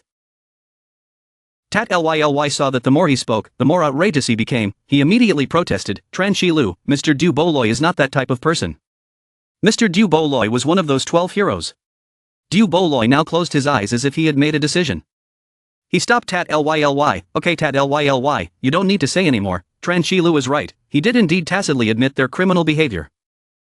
After hearing him say that, the two people, Tat Ly and Ban, were surprised and said loudly, "What?" Du Boloi now used a complicated expression to ask him, Tran Shilu, if on the one hand is the sincere feelings that you cannot throw away, on the other hand is the justice in your heart for those innocent people, how will you choose? I think everyone will choose to protect sincere feelings without hesitation. Because only feelings are valuable to you, people will not choose to throw away their sincere feelings for unrelated people. After pausing for a moment, he looked at him and asked, "Are you telling me, Tran Shilu?" Tran Shilu, after listening to what he said, just looked at him with cold eyes. At this time, Du Boloi continued, "At that time they threatened me with the lives of Tat Ly and Ban, if I insisted on breaking this balance. Then Tat Ly and Ban will both die right before my eyes. I can choose justice, but I cannot accept the loss of both of them." When Ban and Tat Ly heard that, their expressions gradually changed. Ban frowned in disbelief, not expecting this to happen. Du Boloi sat with his hands on the table curled into fists, his whole body trembling as he continued, Tat Ly and Ban are the most important people in my Du Boloi's life. Because in order for them to continue living, I had to compromise. Tat Ly saw his body tense and trembling, so he worriedly grabbed his arm, Mr. Du Boloi. From Du Boloi's eyes, one could see his hatred and helplessness. Du Boloi said helplessly, "If it were only me, even if I lost my life, I would not allow a life-for-life exchange. That dirty life continues, because up until now, Du Boloi, I am not a coward who is greedy for life and afraid of death." After listening to what he said, Tran Shilu spoke up. If he is strong enough to protect both love and justice, then there is no need to choose. Du Boloi heard these words and immediately opened his eyes in surprise. At this time, Ia Luca continued to lie on his head and continue to sleep. He looked at him with an unchanged expression and said, "Mr. Du Boloi, in your heart you think you cannot defeat those four guards, protect Tat Ly. And Ban, so they chose to compromise, right?" When Ban saw him talking about Du Boloi like that, he got angry and stood in front of him, shaking his fist and threatening, "What are you saying, Tran Shilu, you're looking down on Mr. Du Boloi, right? Be careful, I'll stab your ass." Tat Ly heard that and said, "That's right, Tran Shilu, even if you are a god, you will still meet another more powerful god, right? How can people not choose to compromise?" Du Boloi didn't say anything, just sat silently on the chair with his head bowed. Ia Luca woke up and saw Ban angry and gently slid down from his head. Tran Shilu still sat motionless and watched him ask the next question, "If I had to choose between Ban and Tat Ly, how would I choose?" The two people Ban and Tat Ly remained silent after hearing Tran Shilu's question. He silently lowered his head to hide the expression on his face. Tran Shilu looked at him silently without saying anything. He looked straight at him and continued, "Sorry Mr. Du Boloi, this is the way I have always thought, if I offended you then I apologize." Du Boloi finally raised his head. After a moment of pondering over every word he said, the expression on his face gradually became somewhat relieved, as if the burden in his heart had been lifted. "Tran Shilu, you don't need to apologize to me, I should be apologizing. I had already accepted the fact that I would be trapped here forever, but when I met you, I regained hope of escaping. This." He looked at Tat Ly and Ban and made up his mind to tell them, "Tat Ly and Ban, you have all grown up. I also have to tell you the truth, let you choose your own destiny. If you don't want to take risks, I have already made all the arrangements for you." Tat Ly stood next to him, put her hand on his shoulder and said, "Mr. Du Boloi, no matter where you go I want to be by your side." Ban thought one thing and said another, but stiffly said, "Hey, old man, I won't listen to your arrangements, I want to stay by your side to protect Tat Ly. Tran Shilu stood up, looked at him and said, "Mr. Du Boloi, now is not the time to compromise anymore." Ia Luca was now coming down from above my head, her cute little arm clinging to my neck and obediently sat on his shoulder. His eyes radiate determination, his tone is fierce and righteous, "For the poor people in the town, for freedom and for our loved ones, let's fight together." Du Boloi heard him say that, under his mustache his lips curled up in a smile. He remembers that he was finally freed from the shackles between love and justice. He stood up. At this moment a light of justice surrounded the five of them. Du Boloi began to analyze the situation. If he wanted to leave town, he first needed to get past the four guards. The Wind Elemental Mage when Cocteau was defeated by you is the weakest, the remaining three are our biggest challenge. He remembered those three people and gave them their analysis and what they knew. It was not easy to win against Lucius, Seisha, and the person with the most terrible power, Dulop. With his understanding of them, after Kai Cocteau recovered, he would come to defend them. So we don't have much time left. If we can't even defeat them, then getting to the temple is just a matter of charging our lives. Du Bo Loi at this time looked sternly at the three people and said, Tad Lyly, Biziban, and Tran Shi Lu. Next, he will conduct the harshest training with you all. Bakban smiled without fear, he would not back down. Tran Shi Lu's face also shone with determination to not falter as he looked at Du Bo Loi. Tat Lyly, who is usually a bit soft, was not afraid at this moment. Du Bo Loi looked at the three of them and slowly said, I can leave here alive without having to watch over you guys. He held his fist and the other two said loudly in unison. Clearly, Ia Luca sitting on his head also raised her hands and cried happily. A new day comes, clouds like cotton balls slowly move across the sky. Tran Shi Lu lay on the grass looking up at the sky, Ia Luca squatted in front of a boring flower bush, looking at the butterfly sitting on the flower. He looked up at the sky and thought, I don't know how many days it's been since I've been here, my mother must be missing me very much. Don't worry, Mom, I can come back to you soon. Ia Luca in the distance is running after the flying butterfly.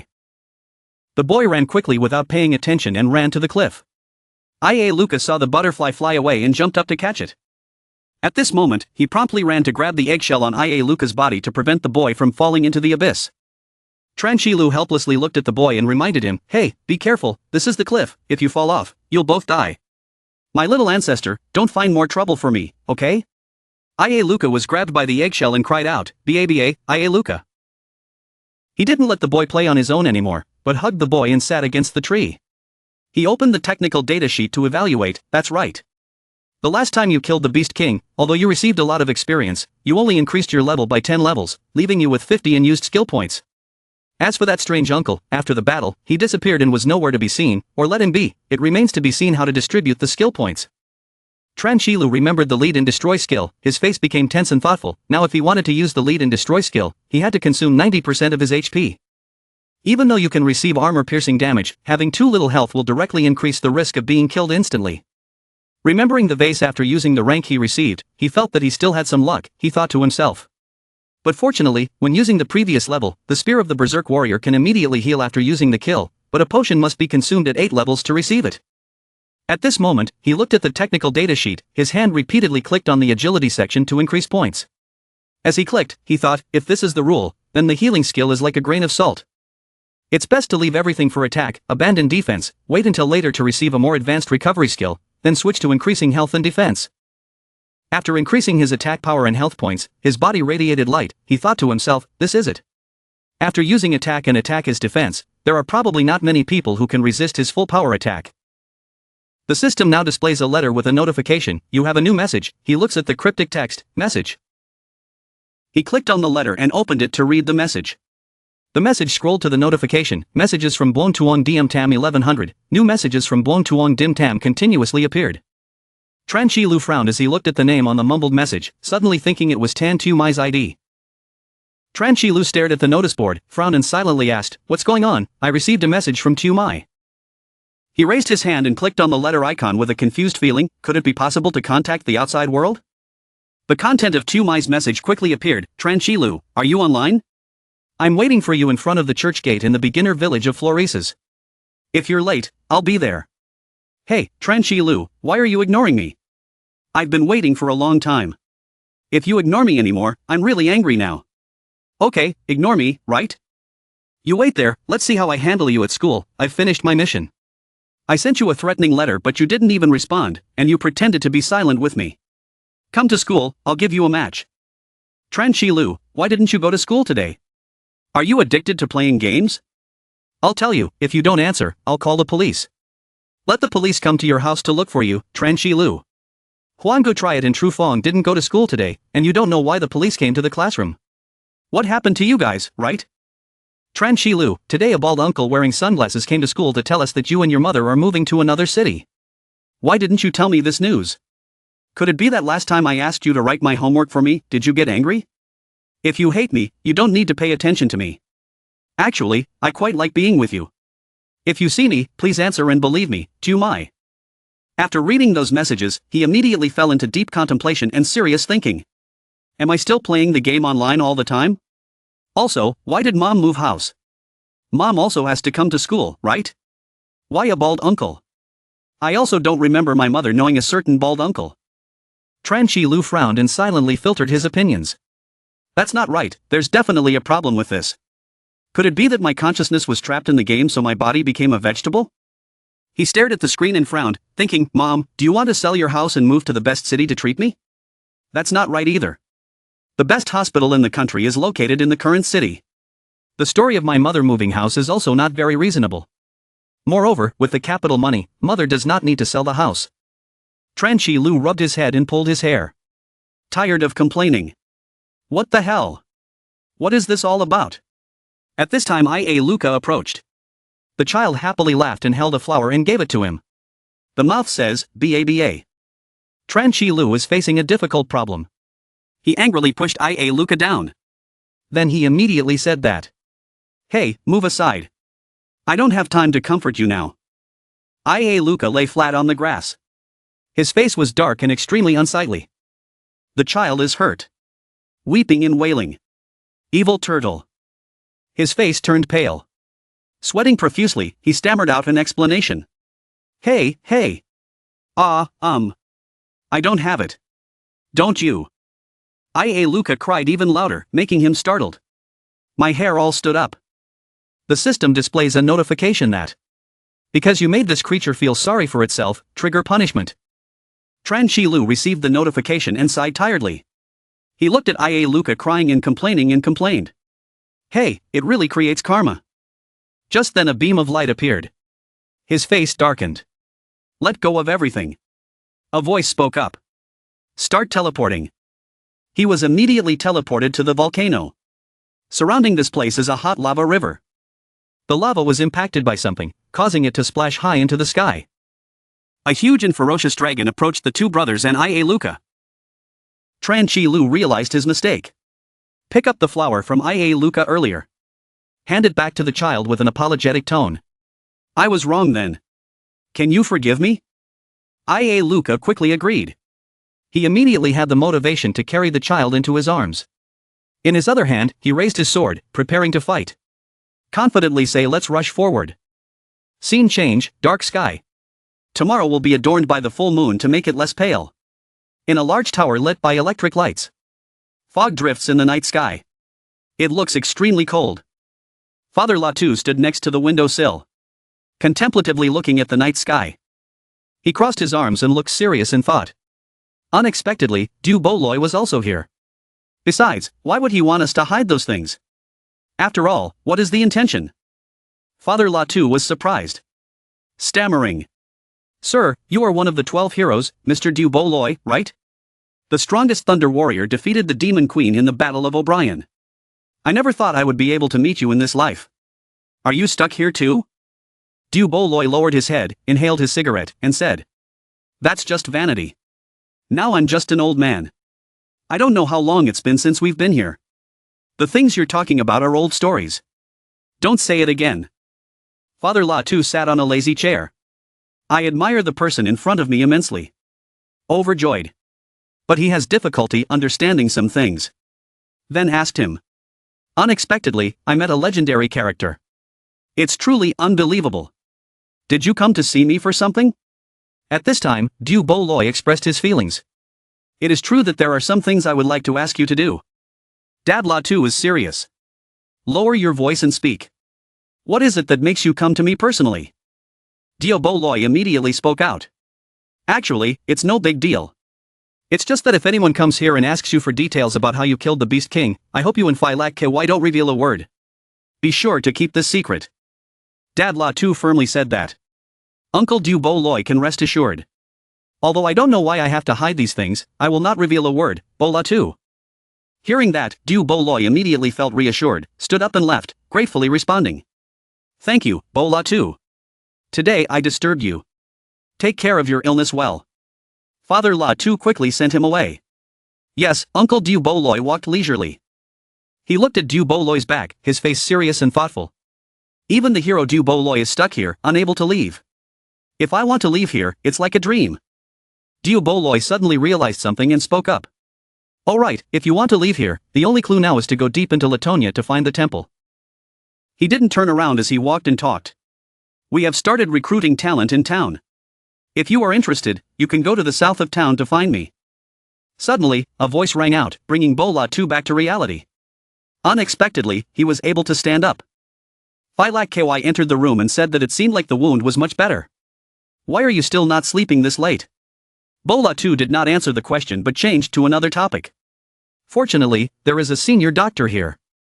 The broken bones have healed. I'll probably be able to go out in just a few days. Having gone through so many things in just a moment, my heart could not calm down. He turned cold, looked in an unknown direction and continued speaking. One of the 12 heroes, Mr. Du Bo Loi, also came to find you to talk about Tran Shi Lu and the temple, right? Phi Lak KY asked blankly. What did you say? Him? Is he Du Bo Loi of the 12 heroes? Bola too stood straight, folded his arms across his chest, and calmly replied. That's right. If it weren't for the fact that I also belonged to the warrior class and collected his paintings to use as targets, I wouldn't have recognized him. Phi Lak KY asked in surprise. How could that happen? Du Bo Loi, who went alone to the sea during the Battle of O'Brien and killed the former Ghost Queen, is also trapped here. Bola too frowned and affirmed that the 12 heroes were not just empty names, but the 12 strongest people in the world. Every 5 years the whole world organizes a battle for the strongest people. All guilds around the world will send 5 heroes to fight. Whether they win or lose, the last 12 guilds entering the final round will choose the strongest hero in their team. This is the origin of the 12 heroes. That year, the small Thunderbird Guild shocked the world because Du Bo Loi alone made everyone remember the Thunderbird Guild that had just been established not long ago. Although Du Bo Loi's Thunderbird Guild lost to Tran Bat Tong's Cloudloach Guild and AZ's Phoenix Guild, the opponent only barely won. The 5 heroes of Van Locke and Phoenix are all among the 12 heroes selected from previous periods. Although they are quite old, their strength cannot be underestimated. As for Du Bu Loi's Thunderbird Guild, it could be said that Du Bu Loi himself had defeated 12 heroes of previous periods. But not long after, the Starlight Thunderbird Guild of the future was destroyed because of the O'Brien battle. It is said that besides Du Bo Loi, the rest of the 5 strongest participants in the war all died in battle, and after alone going to the Black Sea to kill the former Ghost Queen, Du Bo Loi also disappeared. Father Latu proudly said that just hearing about those stories makes him feel surprised to an unimaginable extent, right? He smiled and looked out at the night sky and continued, as for that guy named Tran Shi Lu, we can't keep up with his strength. Du Bo Loi was covered in injuries, reaching out his hand to intervene and loudly reminding him to be careful. A handful of sharp claws emitted countless red rays of darkness, glaring at the couple in front. Tat Ly Lee's parents noticed something unusual and turned their heads to look at the same time. The owner of that handful of sharp claws rushed forward quickly, passing through Tat Ly Lee's parents, leaving the two of them unable to react. The father was in pain, his eyes were white, blood was everywhere. The mother couldn't stand anymore and fell backwards. Du Bo Loi was so frightened that he screamed nonstop. The necklace was opened. Neatly placed in the palm of the hand was a picture of 2 people placed tightly inside the inside of the necklace. Du Bo Loi looked at the 2 of them through the photo and gently told them that I had decided to take Tat Ly out of Latonia. For many years, I have always lived in regret and suffering. I have no way to accept all of this, but I can still be a little more comfortable here. Because I think this is my punishment. I deserve to be locked up here, but Tat Ly is different. She should not suffer this punishment like me. She should go out and enjoy her own life. Du Bo Loi's eyes became resolute and rebellious as he said, don't worry, I have placed the Martial and Thunder Spirit barrier into her body. Once life is in danger, the barrier will automatically activate. At that time, even a god cannot hurt her. He held the necklace tightly in his hand and firmly affirmed, this time I won't just say it with my mouth. Move the branch to a forest. The tower is massive and tall. The sunlight makes the air extremely fresh. Punishment ends. Mixed with that was the sound of panting. Tran Shi Lu lies on the green grass. Breathe and complain. This kid. It seems that this punishment is much more difficult than the previous one. Why is that so? At this time, a notice board appears saying, please pay attention. During the penalty period, the monster's strategy will gradually level up. Each time the penalty is activated, it will increase combat power by 10%. Received this notification. He jumped up and spoke loudly in bewilderment. What? His face darkened and he helplessly complained. So won't it become more and more difficult? I.A. Luca's mouth was constantly talking. I.A. Luca. He joked tiredly. What are you, I.A. Luca? Look at your newly discovered appearance. What karma have I created? I.A. Luca next to him pretended to be serious. He propped his chin up and stared at the notice board, continuously nodding at Tran Shi Lu's words. Seeing that, he continued to speak. I originally thought I could open a weapon or summon some monster. The result is an ancestor. I.A. Luca heard those complaints, put his hands on his hips, sighed and frowned, looking at Tran Shi Lu and scolding him. Ia Luca. He helplessly agreed. Okay. I don't understand anything you say. Don't talk to you anymore. Suddenly there was a flash of light. Tran Shi Lu thought seriously. Wait. He pointed to the system board and then turned to ask Ia Luca. Can you see the system? Ia Luca smiled back. Ia Luca. Tran Shi Lu glanced and thought. Neither Mr. Du Boloi nor Tat Lyly could see the system. But it is possible. Why is that so? Is it still effective? He bent down to continue asking. Hey, you can see the system, so do you know anything else? Does the matter of receiving Tu Mai's letter have anything to do with you? Ia Luca shook his head. Respond quickly. Ia Lu. Tran Shi Lu helplessly lowered his eyes and said to himself. All right. Now it's basically just a buffalo ear plucked instrument. I still feel like I received Tu Mai's letter because of this little devil. Suddenly a cry caught his attention. It's Tat Lyly's group. Du Boloi. Father Latu. Phi Lak Kentucky BAC band comes. Tat Lyly took the lead. Raise your hand to beckon him. All 6 people gathered together. Tran Shi Lu stood up to welcome the 5 of them. Everyone has arrived. Tran Shi Lu suddenly said, Bo Latu, are you guys coming too? Father Latu smiled and responded. That's right. You don't come to visit us. So we had to come find you ourselves. Is that right, Phi Lak KY?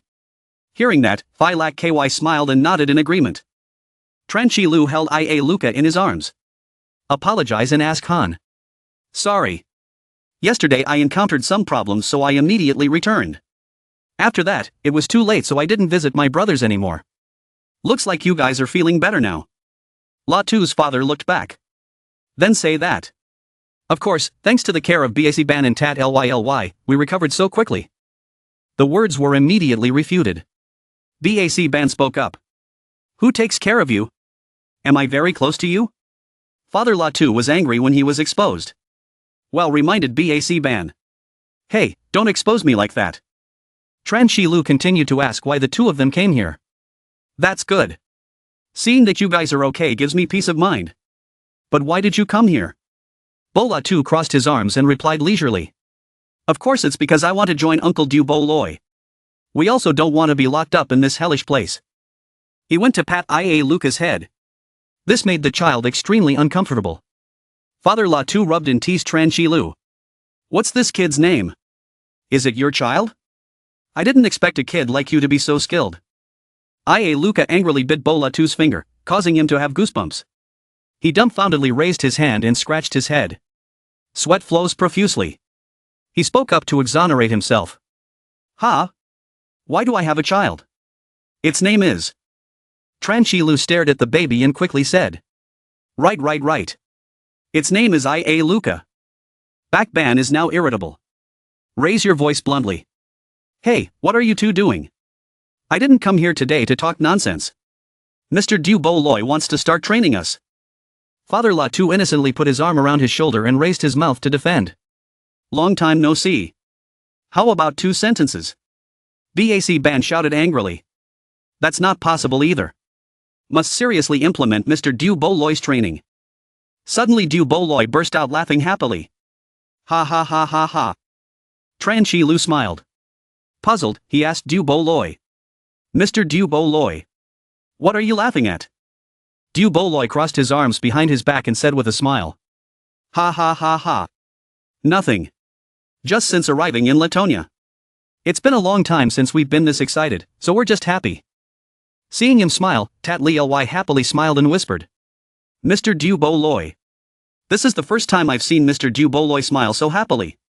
Du Boloi happily smiled forever. Ha. Now, a serious voice spoke up, causing all eyes to focus. Ears listen intently.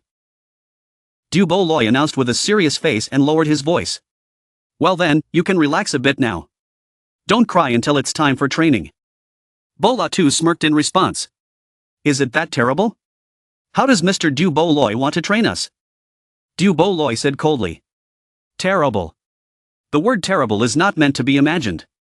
Up until now, even if there were 12 heroes, they still wouldn't be able to win the challenge. Tat Ly frowned and listened attentively to every sentence and every word. All 4 people were confused. Wonder again. 12 heroes can't win. At this time, Du Boloi took out an object.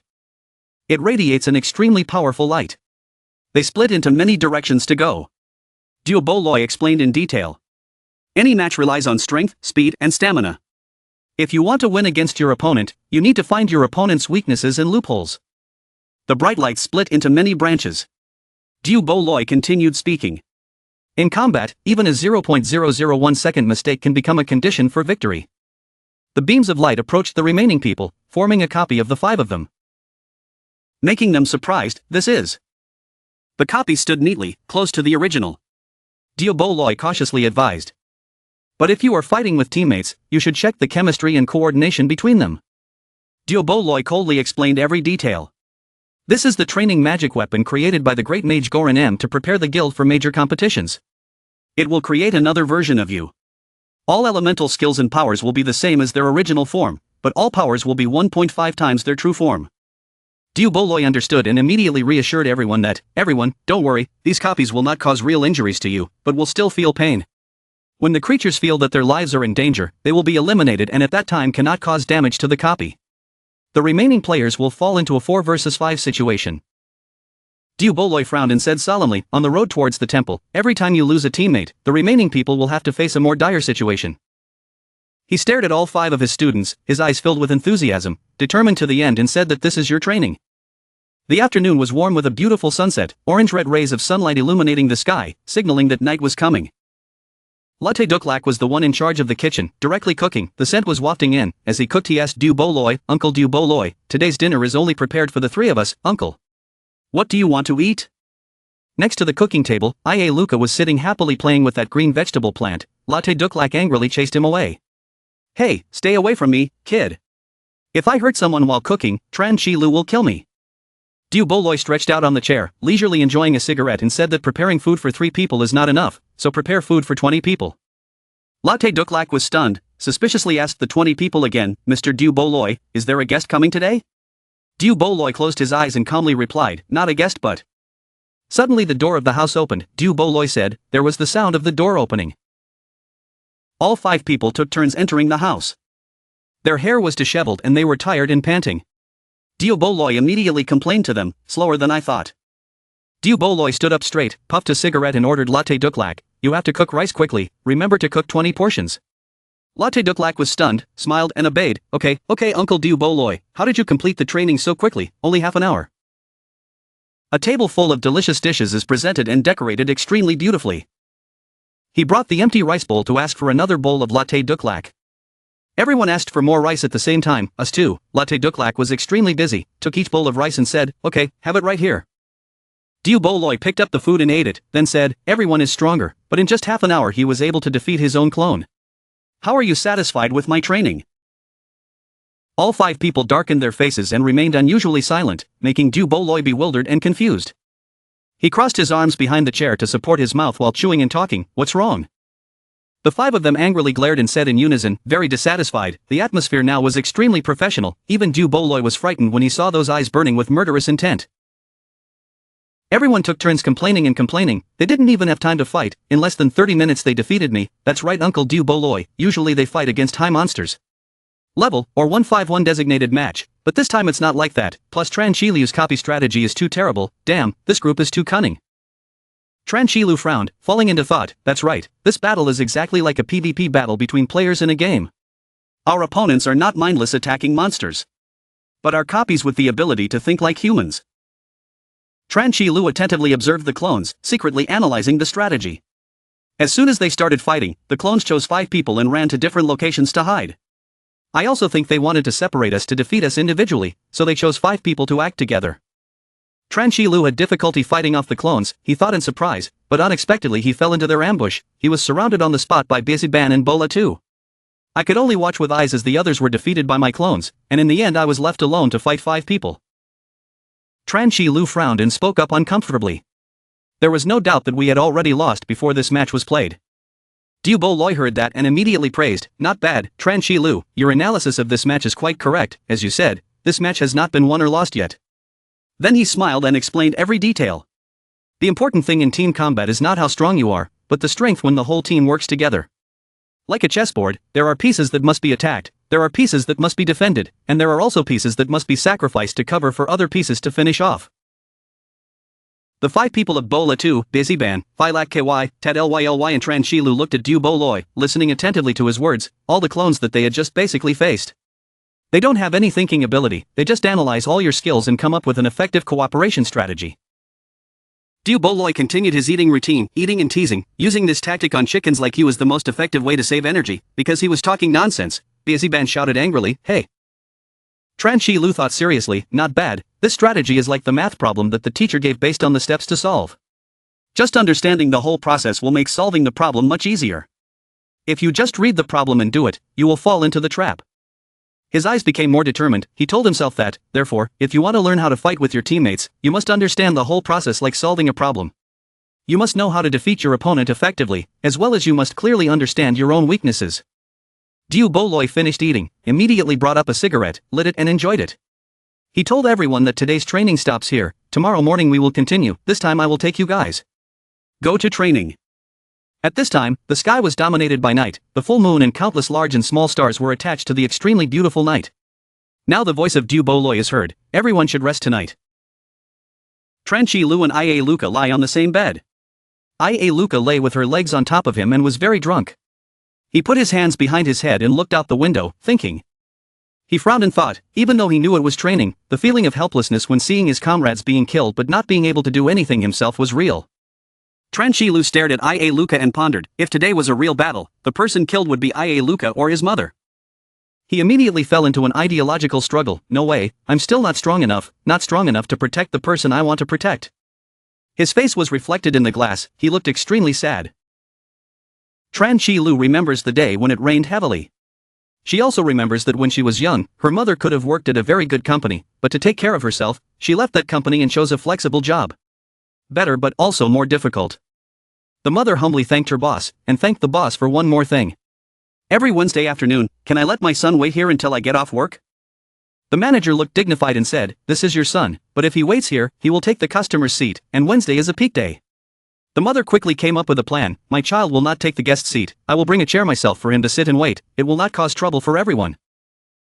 The deceitful boss glanced at him then asked, are you a single mother? The old man looked at her body and had an idea, gently saying that, in fact, with her appearance like this, there was no need to work hard. He raised his hand to suggest, do you have time tonight? I want. Seeing this, the mother panicked and covered herself, refusing, saying, sorry, I just want to find a job.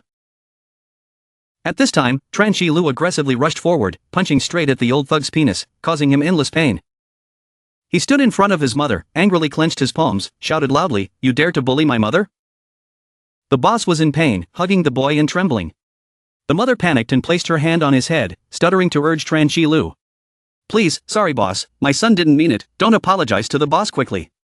The old scoundrel boss was angry, fierce, and crazy, threatening loudly, I'll kill you, you son of a bitch. At this moment, the mother firmly grabbed the boss's arm. One move knocked him hard to the ground. Even though he was big, after being hit, he fainted and foamed at the mouth. After solving the problem, the mother wiped her hands and sarcastically said that she could not do this job. The man next to him looked suspiciously at his mother. She held out her hand, smiled brightly and told him, I'm sorry, my mother hit me too hard, gee willow, I can't eat hamburgers at KFC tonight. Tran Shilu held her mother's hand, her eyes became more determined than ever. He silently said, at that time I swore that I would definitely protect my mother in the future. Suddenly a voice rang out. With his current strength, wanting to protect others was basically a joke. When he heard that, his eyes widened in surprise. What?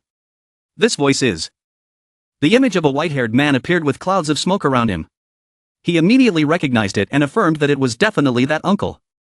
In the dark room, Tran Shilu's cry rang out. Hey, is that you? Where are you? There was no response. He sat up and looked around to investigate. Difficult to understand. What's wrong? Didn't answer again. It was clear that it was that uncle's voice just now. He turned around and asked Ia Luca who was sleeping. Ia Luca, did you hear any uncle's voice just now? Ia Luca rubbed his eyes and shook his head in response. Ia Luca. Tran Lu frowned in discomfort. Strangely, Ia Luca didn't hear. Perhaps today's match made me so tired that I was mentally weak and had hallucinations. Ia Luca climbed on top of him, spread her arms around him and yawned. Baba, Ia Luca. Tran Lu helplessly complained. This little devil, why are you sleeping on top of me again? The child falls asleep extremely quickly, sleeping so deeply that it creates extremely large nasal bubbles. Tran Lu tilted his head to look at the child and thought, are you already sleeping? Sighing out of my mouth, I really have no choice but to deal with you. Even so, he still thinks of Ia Luca. He gently put the child down and covered him with a blanket. He lay next to him, resting his chin on his hand, looking intently at Ia Luca. Tran Lu suddenly thought of his mother, and didn't know how she protected him growing up alone when he was young. His eyes became determined and whispered, Mom, I'm about to return, now everything is clear. If you want to leave here, you must first improve your strength, defeat the guards, and leave town with Mr. Du Bo Loi.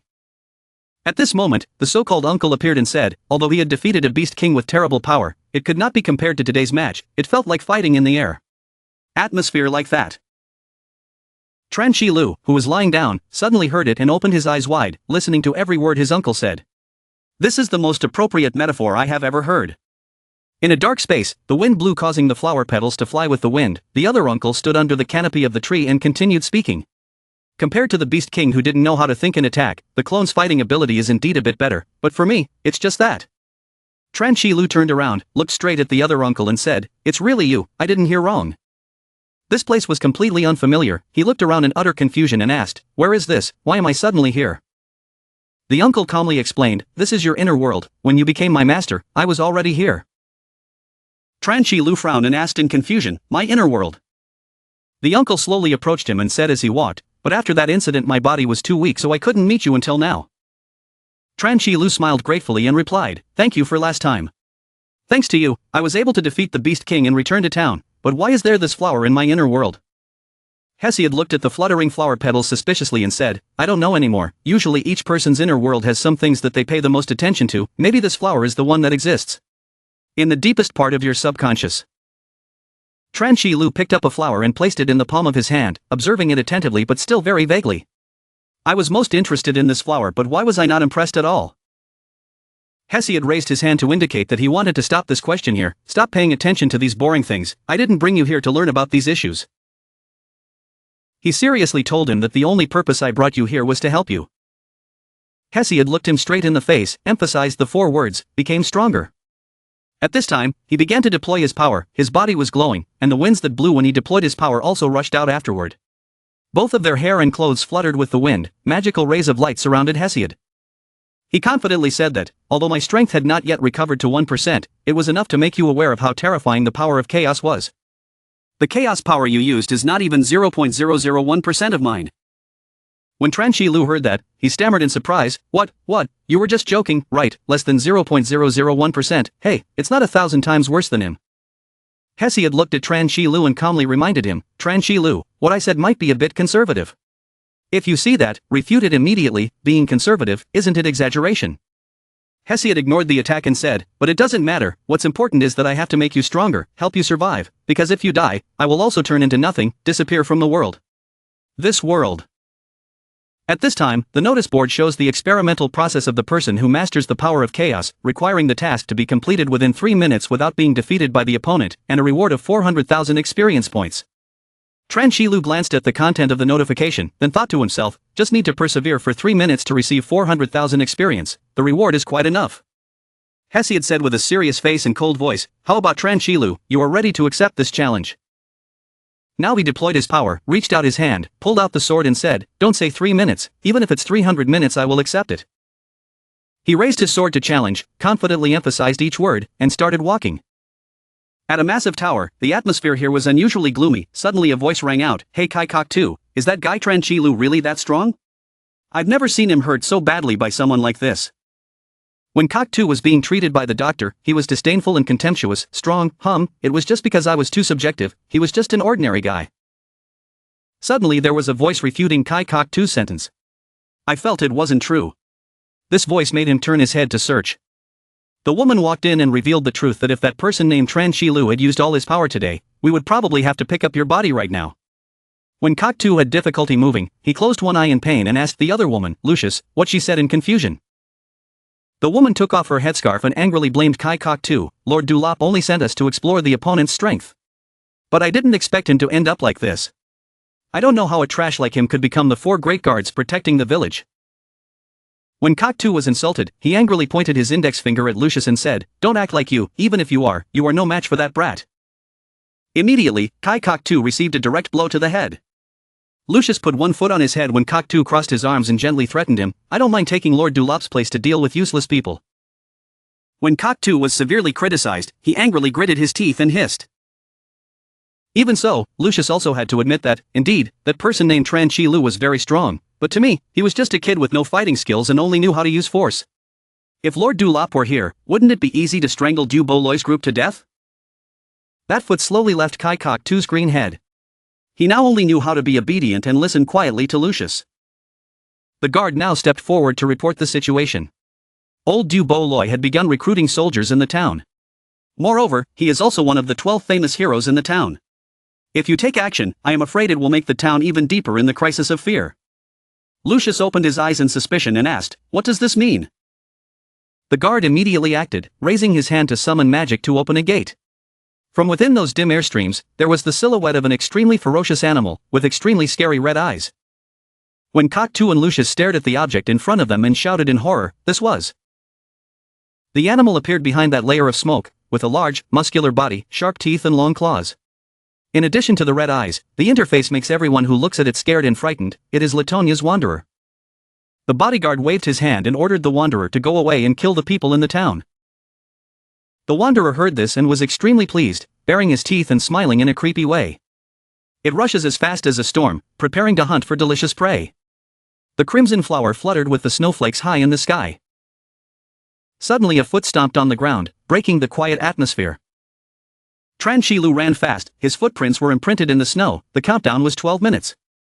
He ran and thought, "Sorry sir, I really need 400,000 experience points from this mission. After that you can train however you want." Tran Chi Lu ran as fast as he could. Feeling something unusual, he looked back and thought to himself, "That's not right, I suddenly feel uneasy, why doesn't he chase me?" Suddenly, a bright spot appeared in the sky, making him stiffen. That spot of light rushed straight down at him from above. Tran Chi Lu noticed it and immediately fell down to avoid it. The tip of the sword stuck straight into the snow, dragging a long way, trying to prevent the body from flying far. Tran Chi Lu was exhausted and panting continuously. His blade split the ground in two, a long, straight line. Tran Chi Lu stood up and observed, silently complaining, "This is training, if you want your life, it's up to you."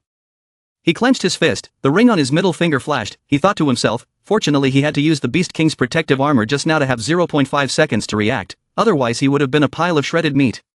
"All ready." Hesiod stood on the other side of the ditch and interrogated him, wanting to avoid a direct fight with me. Hesiod stood under the cold wind and unconsciously exclaimed, "I didn't expect him to be able to avoid that move so quickly, it seems I underestimated him." He gritted his teeth and threatened him, but this act of evasion of his was unforgivable. Suddenly he pointed behind Hesiod and said in surprise, "Ah, something is coming." The move was effective. Hesiod looked in the direction of his hand, and Tran Chi Lu took the opportunity to let his guard down and run away. Realizing the truth, Hesiod looked at his back and was extremely angry. Tran Chi Lu looked at the approaching timetable and told himself that he still had to buy a little more time to complete the task. Now both of them stood facing each other. He lowered his voice and begged, "Hey, can you stop for a moment? I want to rest for a while." Hesiod inexplicably refused with a cold face. Why did he keep running away? The enemy would absolutely not give him a chance to rest. After saying that, he moved as fast as lightning, and in an instant he was behind Tran Chi Lu. Hesiod decisively waved his sword and loudly said, "This is the first lesson I give you, Tran Chi Lu." With outstanding skills, he quickly dodged Hesiod's powerful sword, making him extremely surprised and panicked, saying loudly, "What?" Tran Chi Lu was serious, his face cold, swinging his sword strongly with a flash attack. The sword was dangerous, close to Hesiod's neck. He quickly dodged. The two then looked at each other in a terrifying silence. Tran Chi Lu carefully analyzed each attack. Luckily, the attack just happened was a physical attack, and he could use flash attack skills to avoid it. Hesiod looked at him with eyes of surprise and confusion, wondering why he was running behind him. "That's not right, I couldn't see the direction he was moving just now, it was like he appeared behind me in the blink of an eye, is it possible?" Tran Chi Lu frowned and thought, "The skill CD time is 5 minutes, if you attack again, I'm afraid this mission will fail, the mission time will only be 30 seconds. Again, he gently put away his sword and said, "Hey, can you rest for a while and continue training? I promise I will absolutely not hide anymore." Hesiod immediately agreed to slowly negotiate with him. "Okay, but you have to tell me what the trick was just now." Tran Shilu thought inexplicably, by trick, he meant flash attack. The notice board appears, the countdown ends, completing the mission will receive 400,000 experience points and level up. A few minutes later, a voice rang out in the wind, "That's how it is, these skills are what I received from the system after leveling up." Hesiod silently listened to his explanation. Using the skill was like obeying an order, his body would automatically attack or defend. After Tran Shilu finished explaining, he asked him that I had to use a flash strike to avoid your moves. How about it? Are there any more questions? Hesiod said again in confusion. I still couldn't understand what he had just told me, but I seem to have seen this flash strike trick before. Hearing that, Tran Shilu asked him doubtfully, could there be anyone else who could use this trick? Hesiod's face showed sadness, he silently blamed himself, his body's reaction during the fight just now gave him a very familiar feeling. But for a moment I can't remember, damn it, I can't remember. Tran Shilu stared at Hesiod and struggled with his thoughts. Mr. Du Boloi once told about Hesiod's legend. This uncle gave me the power of chaos, so isn't he Hesiod? Maybe if I know his name, I can remember something? Thinking about it, he immediately spoke up and said, that's right, I almost forgot to tell you, it seems I know who you are. Hesiod was extremely surprised when he heard these words. Tran Shilu strongly pointed the finger at Hesiod, confidently asserting that he was Hesiod, the man who killed the god of evil Morpheus and saved the world. After Tran Shilu finished telling him the necessary information, he asked him suspiciously, how was it, did it remind him of anything? Hesiod was extremely surprised, stiffened, and silently muttered the name Hesiod.